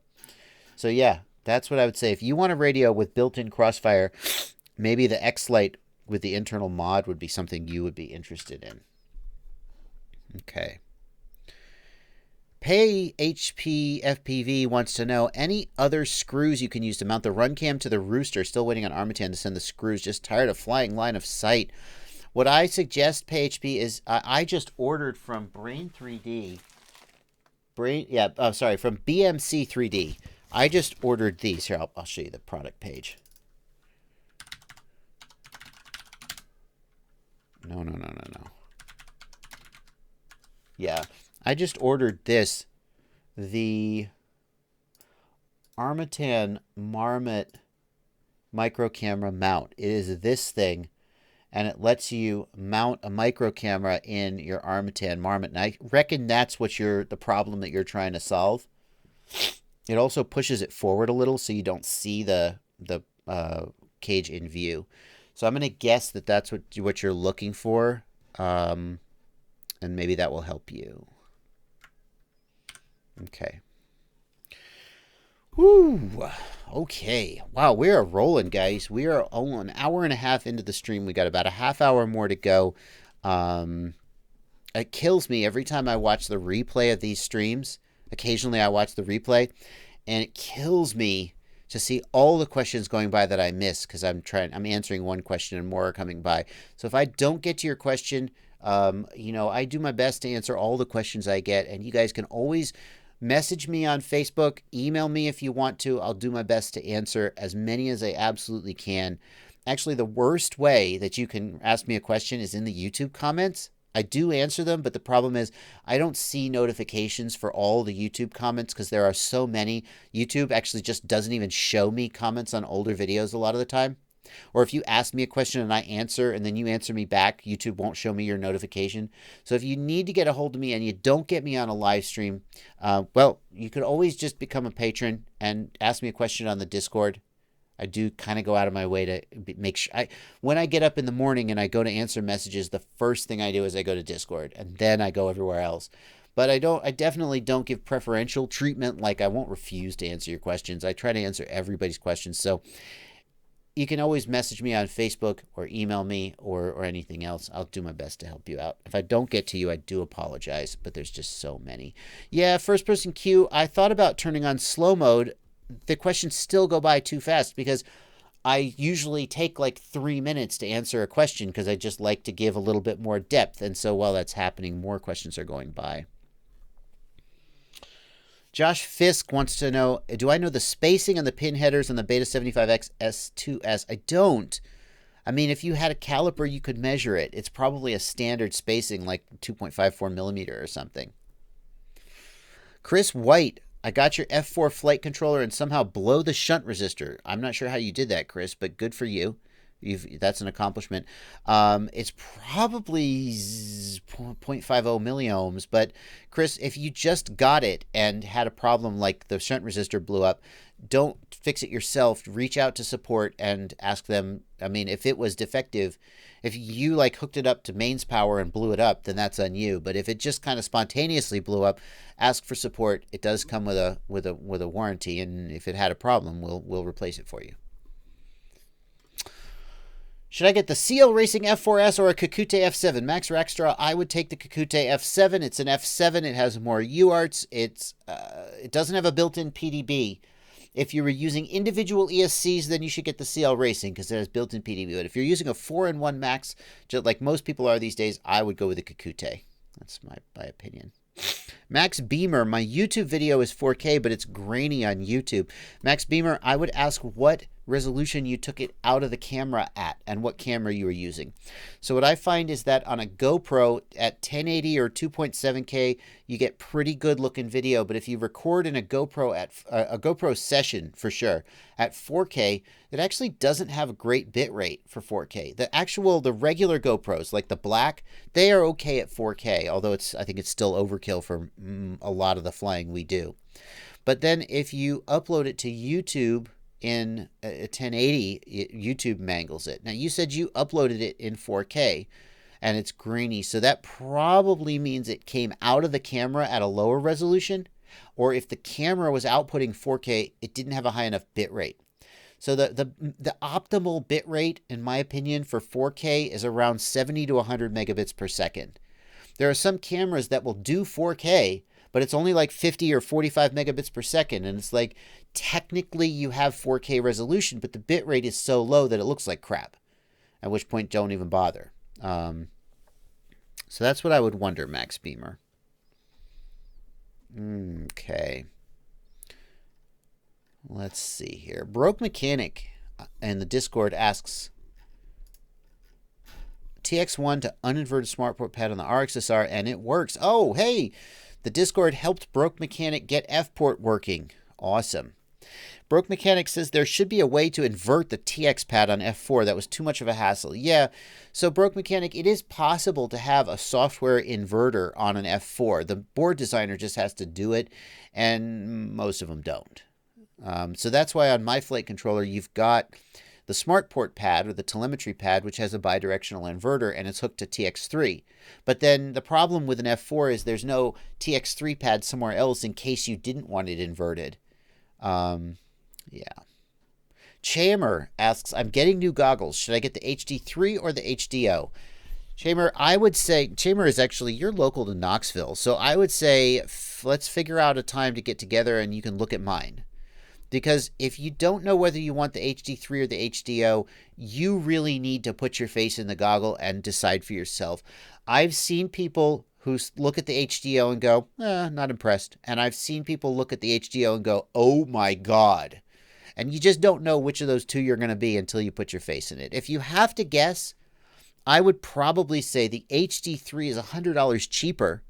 So you can get the HD3 and a rapid fire module for $60 more than you can get the HDO with no module. And that's, I mean, unless you just have money falling out of your pockets, that's a pretty good deal. There you go. Upgraded from the HD3 to the HDO, says Brad Barlow. Night and day difference. The HDO definitely has a nicer image, but it's also smaller. And some people don't feel that the improvement in the image quality is worth the reduction in size. Jim Bubba FPV wants to know about boards that let you run a cheater quad setup. The Luminar F7 is sold out everywhere. Jim Bubba, just get the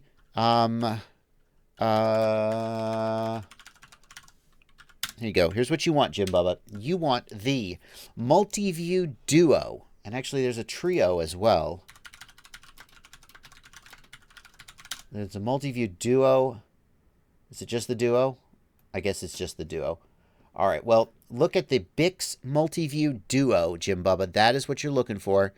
And it will let you do camera switching, even if it's not built into the flight controller. There's got to be a triple switcher as well. You could build your own with 2 of the Multi-View Duos, but that seems like overkill. Anyway, there you go. Multi-View Duo, that's what you want. Rogue Rooster says, I have one quad. I can't use air mode on it. Flips out on landing. Can I make it less sensitive somehow? Not really, Rogue Rooster. There's no way to turn down the air mode strength. I think you could just reduce your PIDs, I guess. I don't know. Max Beamer says, I'm always skipping over you. What's your question, Max? I'm not trying to skip over you. Oh, I see you, Max. There you go. Oh, you're right, Max. I did skip you. I meant to go back to your video. Let's get Max Beamer's question over on the Discord. I should definitely not be skipping over my patrons in the Discord. I mean, you gotta know where your bread is buttered, right? Okay, let's see. Why does my video look like this? It's 2.7K up to 4K, but it looks like crap on YouTube, all grainy. I see. Let's click through, Max. And let's see. Now, you guys watching the live stream are going to see it worse than me. Because you're going to see, this is 2. Let's go to 4K. Now, this is not a 4K monitor, but here's a little tip for you guys. If you're watching video on YouTube, even if you don't have a 4K monitor, watching the video in 2.7K or 4K will give an improvement in image quality because YouTube will use a higher bit rate. So you'll be getting a higher bit rate image and usually a better quality image, especially if there's a lot of fast motion as there is with FPV. So even though I have 1080 monitors, I always watch in 2.7K if it's available, and I suggest you do the same. The higher bit rate will make it look much better. Now, I've got it set to 4K, and it's not happy with me. let's go. Can we go? Oh, there we go. Is it in 4K? Yes.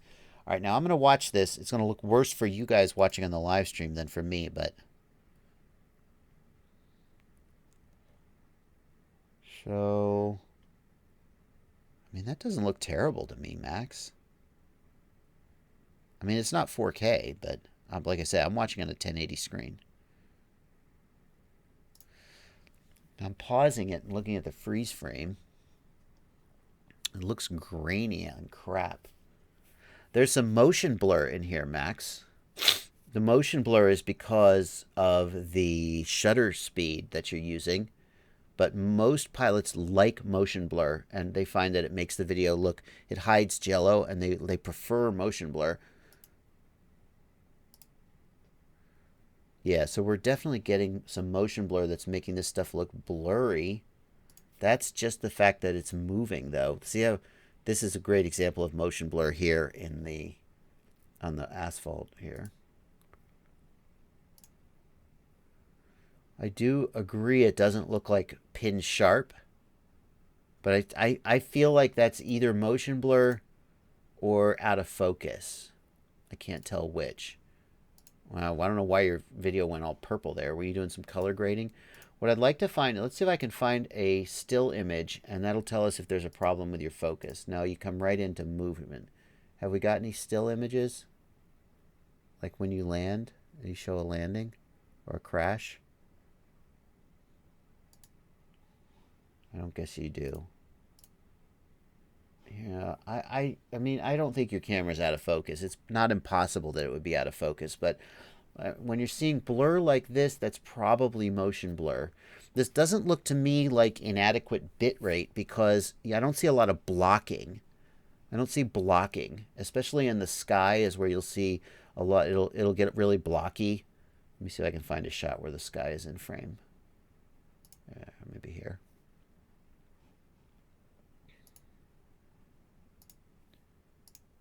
Yeah, where there's like a smooth gradient, you'll get a lot of blocking, and I'm not seeing that. I do see that everything looks blurry, but my guess is that that's due to motion blur due to the shutter speed, or the camera could just be out of focus. So that's the first thing I would check. See if the camera's in focus, good, Max Beamer. And yeah, and then if you want it to be sharp, raise your max ISO setting. Most pilots will set the max ISO down to increase motion blur, but if you want to decrease motion blur, raise the max ISO setting to 1600 or something. Okay. All right, Max. Now you can't say I overlooked you. Let's see. It's just the little white dots or the grainy situation. I don't know what little white dots you mean, Max. I don't know. I mean, I do see that it kind of looks blurry. Janelle wants to know if I have any plans for my own F7 flight controller. Yes, indeed. We're just working on the prototype now. The prototype is being tested for quality, and it seems like it's looking good, which we will be releasing. I don't want to say soon, because then everybody will be like, when is it? Is it today? We are working on an updated layout for the JBF4. There will be an F4 and an F7 version with the same layout. So basically, you just take your pick, which processor you want, but the layout and the build will be identical between them. That's coming eventually. I'm not saying soon. I'm just saying eventually. Okay. Max Beamer says it's really grainy. It looks way better on desktop. If your video looks terrible on mobile, it may be that your mobile provider, if you're using cellular to watch it, if you're using Wi-Fi, then that's not this. But some mobile providers will actually down-res YouTube to save you data, and you may be doing that without your knowledge. You probably opted into it, but you may not have realized you did. Also, as Bismar points out, YouTube gives the best bitrate in Chrome or another browser that's compatible with the VP9 codec. So if you're watching it on a different browser, it may not be working the best. Okay. Let's see. Yeah, Max Beamer, raising the ISO will allow the shutter speed to get faster, which will reduce motion blur. But raising the ISO will also increase graininess in low light. So there's a balance there. As the shutter speed speeds up, the image gets sharper. As the ISO goes up, it gets grainier. And those are two different things. What we're seeing here is not grain, it's motion blur. Motion blur, you specifically see when the camera's moving, you see the blur in the direction of the movement. Alrighty. Let's see here. The FPV Authority wants to know if the GoPro 7 will display a real-time clock. I don't know of any way to make a GoPro display a real-time clock in the video. What I always do is add a clock in Premiere afterwards. And what you're like, well, how do you do that? I don't have After Effects. If you have After Effects, you can just create a clock. But what I do is I just go to YouTube and I search for 30-minute countdown clock. And I download that video, and then I just stick that. I key that out, so I get rid of the black background, and I just stick that on the video. So, for example, I have here in my assets folder, I have a 30-minute countdown timer, and actually, I'll show you guys what that looks like. Where's the actual countdown timer video? Oh no, has it disappeared? That's too bad if it has disappeared. I won't be able to show you. Yeah, I can't. Can it? Okay. Oh, no, there it is. Where's the... Huh. Well, anyway, so I've downloaded this from YouTube, and this is just a 30-minute countdown timer. Hold on. And I just used one of the tools that allow you to download video from YouTube, which I will not tell you anything else about because it would be a violation of the YouTube community guidelines, and I would get a strike for telling you that you could do that. But you can find this video, and then the video is just a count-up timer, right? And then what you do is you use the key effect, the color key effect. Where's key? You use the color key effect to key out the black background, and you crop it. So like if you just want the seconds, you would crop just to the seconds counter. And then you just drop that on your timeline, and it's a count-up timer that you can use to time things. So that's how I do that. Lil Breezy FPV gives $5 in the super chat and asks, my smoke stopper lights up on the last beep. Please help. Lil Breezy, I have good news. It's no problem. The smoke stopper lights up whenever current is flowing. And when the beeps happen, current flows, and that means it lights up. So it's nothing to worry about. It's only if the smoke stopper lights and stays lit that is potentially a problem. If it lights up momentarily when the motors beep, that's no big deal.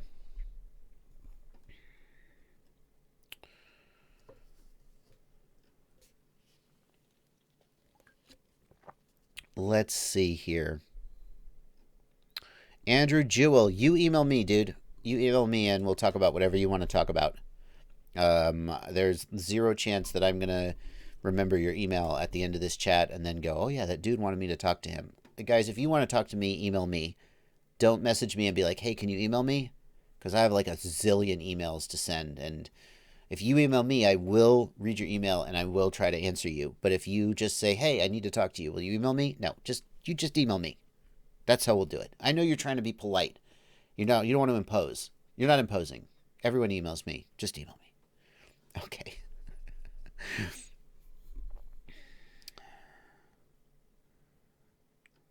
Let's see. At market. What are you guys talking about? You don't have to worry about eating up the chat either. Let's see. Oh, I see. You're trying to get Mark to email you. I see, Andrew. You're not talking to me. All right, I'll approve your message, Andrew. Okay. Josh Feltz says, why don't any... Josh, you're right, but don't... Shh. I want to be the first one to put out a 1S charger with storage charge, Josh. So don't... Yeah, why don't any 1S chargers do storage charge? It's stupid. And I'm going to make one. I got to find the right person to manufacture it.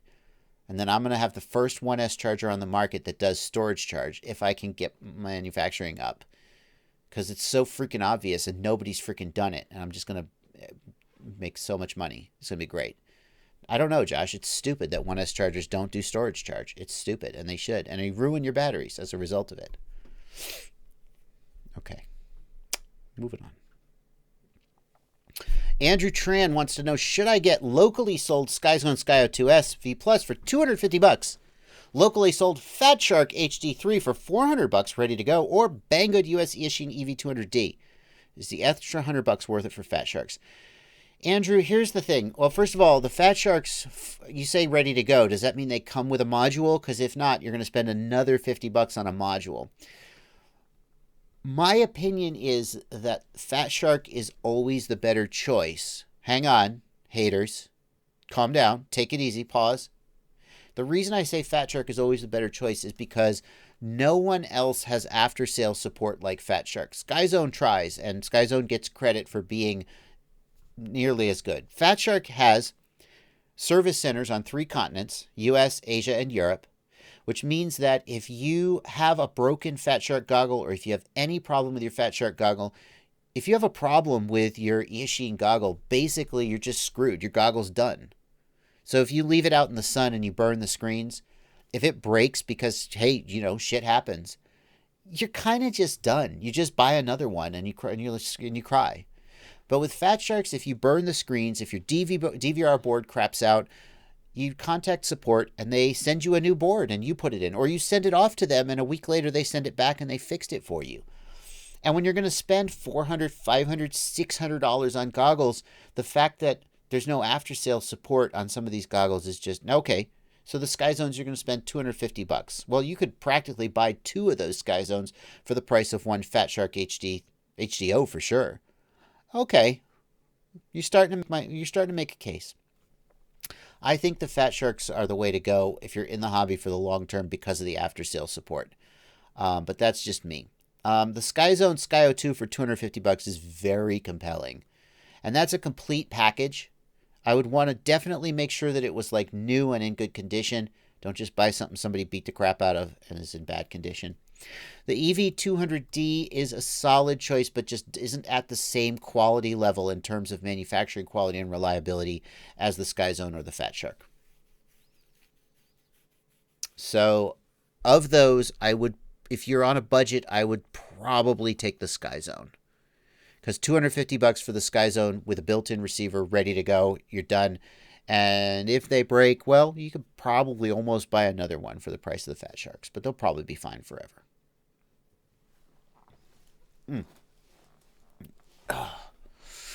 Alrighty, let's see here.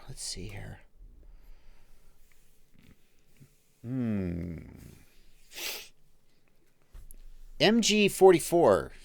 I want to get into FPV. I have a simple question. Do you need to purchase both right hand and left hand when buying antennas? Fantastic question. That's a really great question, and another one of those questions that people who have been in the hobby for a long time take for granted, but I always try and make sure that the people asking the beginner questions get equal time. So antennas can be right hand, left hand, or linear polarized. Those are your sort of 3 choices. And in fact, it's actually a spectrum, right?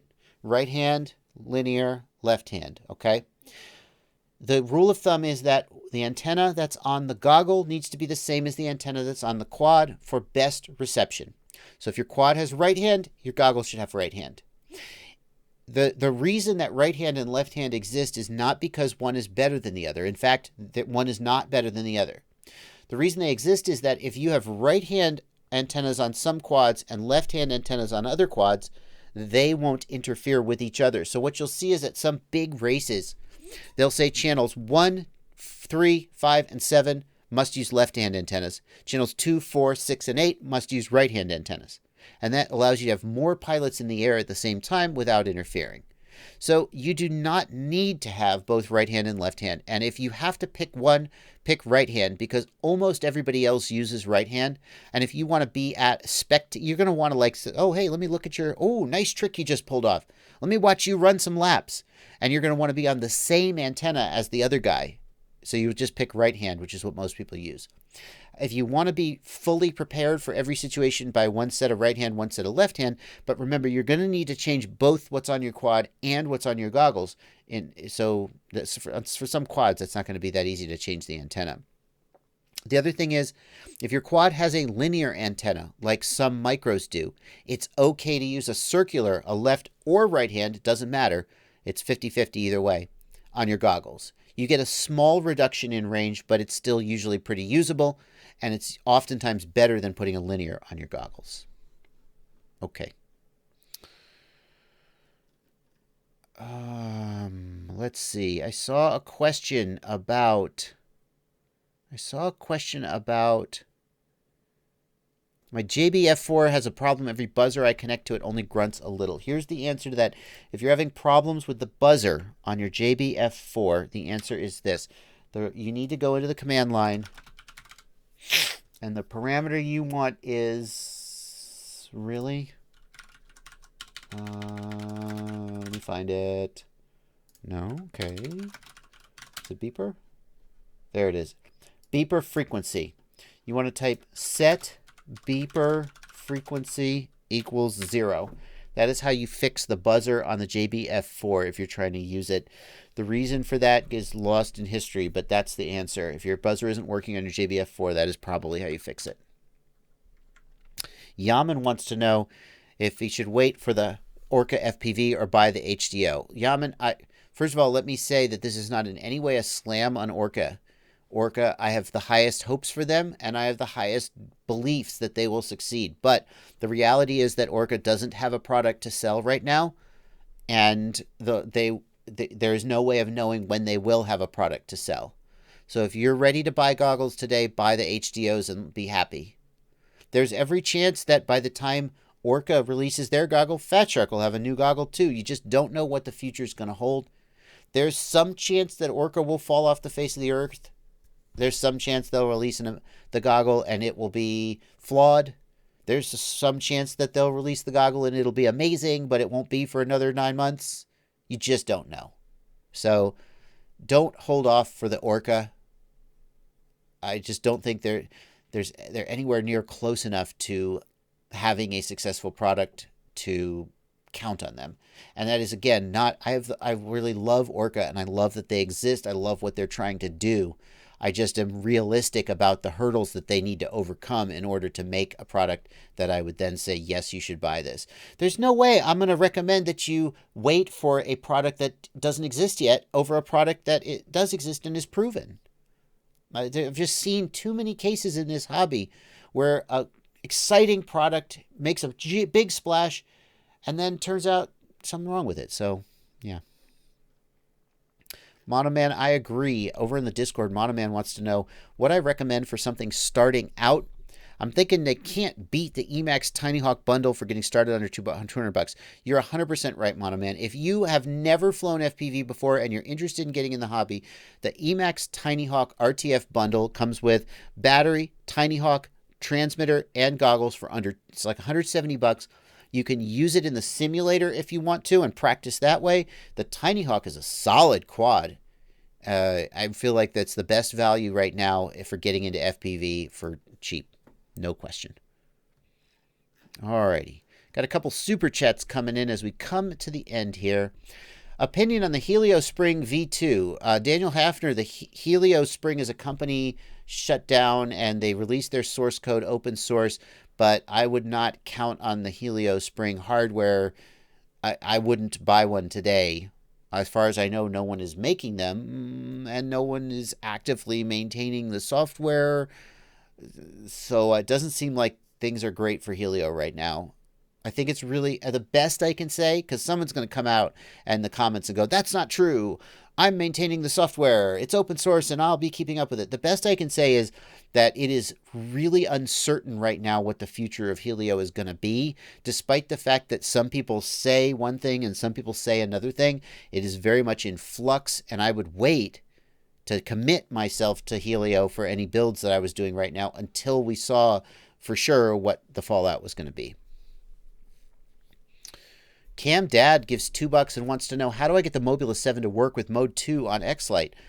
I'm going to guess, Cam Dad. I'm trying to figure out what you're really asking, because the Mobula 7 should work with Mode 2 on the X-Lite by default. So I'm going to guess that what's happened is that your channel mapping is not correct. And what that means is that when you move the throttle, the yaw channel moves. What you need to do is rearrange this channel mapping so that your channels move correctly. And what I suggest you do is just try these two presets and hit save and see if they move correctly. For the FrSky, I believe that this TAER preset is correct. But you can just rearrange these letters, throttle, aileron, elevator, rudder, and that'll reorder these 4 channels, and that will probably get it working. CamDead, I hope that helps you get that sorted out. ToddTube, I do not think you can change the text color on your run cam. Some of the run cams with built-in OSDs did let you change the color. If you could change the color, you would do it by pressing up on the joystick, and that gets you into the OSD menu, and that's how you could do it. But I don't think a lot of them can do it. A few of them can, but not a lot of them.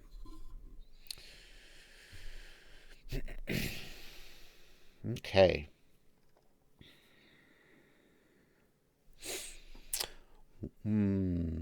Yeah, DJ Pop, the transmitter for the Tiny Hawk bundle, the Tiny Hawk RTF bundle, isn't very good. No, that's true. It's going to be the first thing. Like the goggles in the Tiny Hawk bundle, they're not terrible. You'll outgrow them, but you'll still keep them and use them as spectator goggles or give them to your kids or something. But the transmitter, eventually you'll throw it out. You won't use it anymore. But it's if you think about what you get for $165, you get the Tiny Hawk, which the Tiny Hawk by itself costs $100. Like how much is the Tiny Hawk? Hang on. Emax Tiny Hawk. The Tiny Hawk by itself is $100.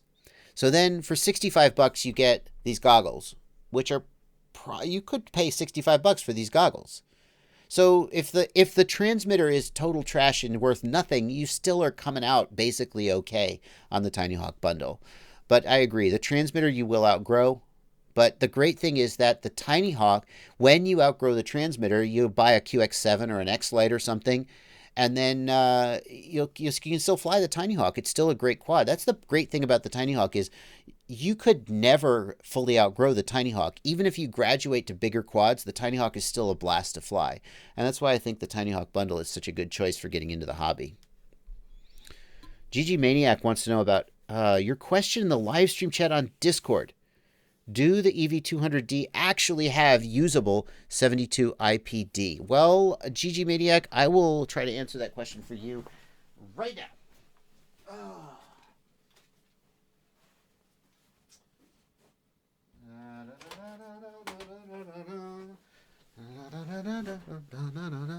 GG Maniac, I apologize that I missed your question in the Discord. You know, sing it with me. I do my best, but not always possible. So when I push the IPD, what I'm going to do, GG Maniac, is I'm going to measure not on the screens because I don't want to scratch them, but I'm just going to measure the center of the knobs right here. And at the innermost setting, they are, hold on. Okay. At the innermost setting, the distance between the knobs, now this is not the screens, is 57 millimeters. And on the outermost setting, it is 72.2 millimeters. Is there a way? I just don't. I'm going to have to. I could eyeball the screens for you. So hold on one second. Is there a center marker? It does look like the knob is actually aligned with the center line of the screen. Or maybe the screen is slightly wider. It feels like they do, in fact, have 72 millimeters. It's looking that way to me. I can't easily show it to you, GG Maniac, but as I look at the little slider knob, it appears to be roughly aligned with the very center of the screen. I can tell you that the knobs go out to slightly more than 72 millimeters. I would say that the screens definitely go to like 70 millimeters for sure. I'm not sure if it was like, if you absolutely needed 72 and not 71, I'm not sure I could promise you that, but I think they're definitely in the range of about 72 millimeters. So we're going to go with a yes on that. Okay. Alrighty. Jay's Way Channel 1. Thank you for $5. No question, just $5. Thank you so much. Okay, guys. That's going to bring us to the end. Rum Runner, you cannot change the settings on the TBS Unify with just stick inputs. Can't be done. You got to use the button or you got to use smart audio. Those are your choices. Jay's Way Channel. Oh, $10. Another. Wow. Okay. Well, I'll answer one more question for Jay's Way Channel, who gave $15 in the super chat. It's the least I can do. I'm running a Copus 2 with Betaflight 4.0, getting mid-throttle oscillations. I tried the RPM filter, but I have to keep rearming till I get all motors spinning before launching. Well, first of all, guys, if you're trying a new untested feature like the RPM filter and your motors aren't spinning, stop. Don't just like, oh, I'm just going to unplug and replug until it finally works. No, that's a great way to lose a quad. Anytime you're running a beta firmware and your motors don't spin right, stop. This is very risky what you're about to do. Everything needs to work just right when you're running beta stuff. Okay, or acknowledge. I guess you could say, no, I'm a beta tester. I'm committed. I'm going to try this out. But boy, it's really risky. So first thing I would do is I would get the motors spinning consistently. Okay. So if that's not happening with the RPM filter, flash new firmware, whatever you got to do. But then mid-throttle oscillations, the number one thing I would do to fix mid-throttle oscillations is change the motor PWM frequency in BLHeli Suite. Change that to 48 kilohertz for all 4 of your ESCs. And if that doesn't fix it, then work it back down. The default is 24 kilohertz. So start at 48 and take it down like in increments of, say, 4 kilohertz. 48, 44, 40, 36, 32. And each time fly one pack and see if it fixes your mid-throttle oscillations. What you want to do is you want to find a PWM value where the motor sort of frequency is canceling out the mid-throttle resonance. And it's just trial and error to do that. That's the number one way. Josh Shartner, thank you for $20. Amazing. Huge donation. Thank you. Thanks for all the hard work you do. I was able to build my own quad because of you. Thank you, Josh. That's really good to hear. That's what I like to know. Cheek Clayton. Did I miss a super chat from Cheek Clayton? Wow, I did. I'm so sorry, Clayton. Fisher, I got you. $9.99. Thank you. Hey, is motor remapping the same on 3.5 as it was on 3.1? If you want to do motor remapping, Clayton, here is the video for you.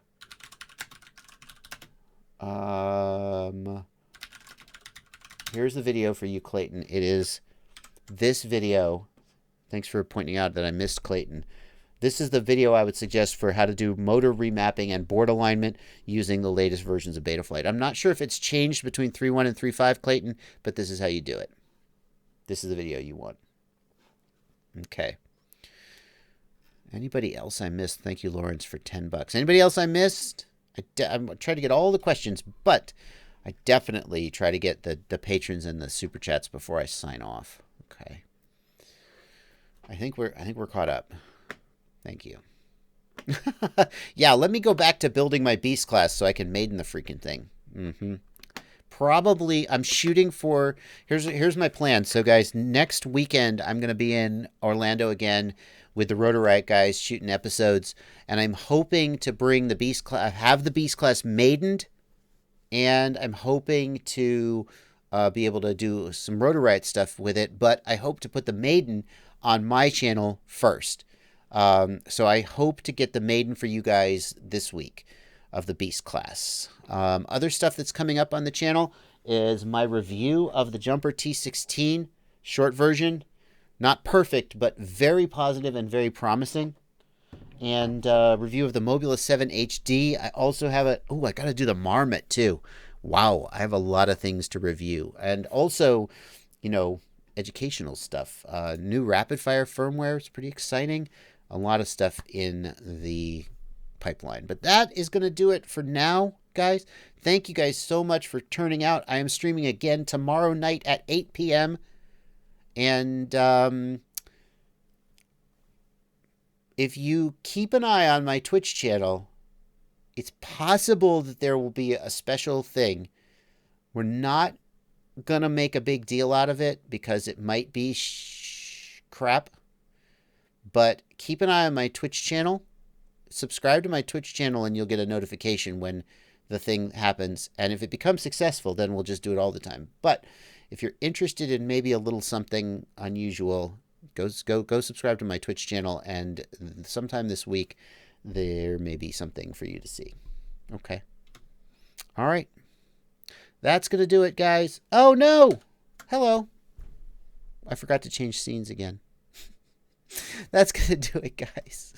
There's Thomas Edwards. There's a new firmware for Rapid Fire that gives you the full menu in the OSD. You can do everything in the OSD that you can do from the screen. That rapid fire firmware for sure. All right, guys, that's going to do it. We're going to stop the stream right here. Thank you guys so much for watching. Happy flying.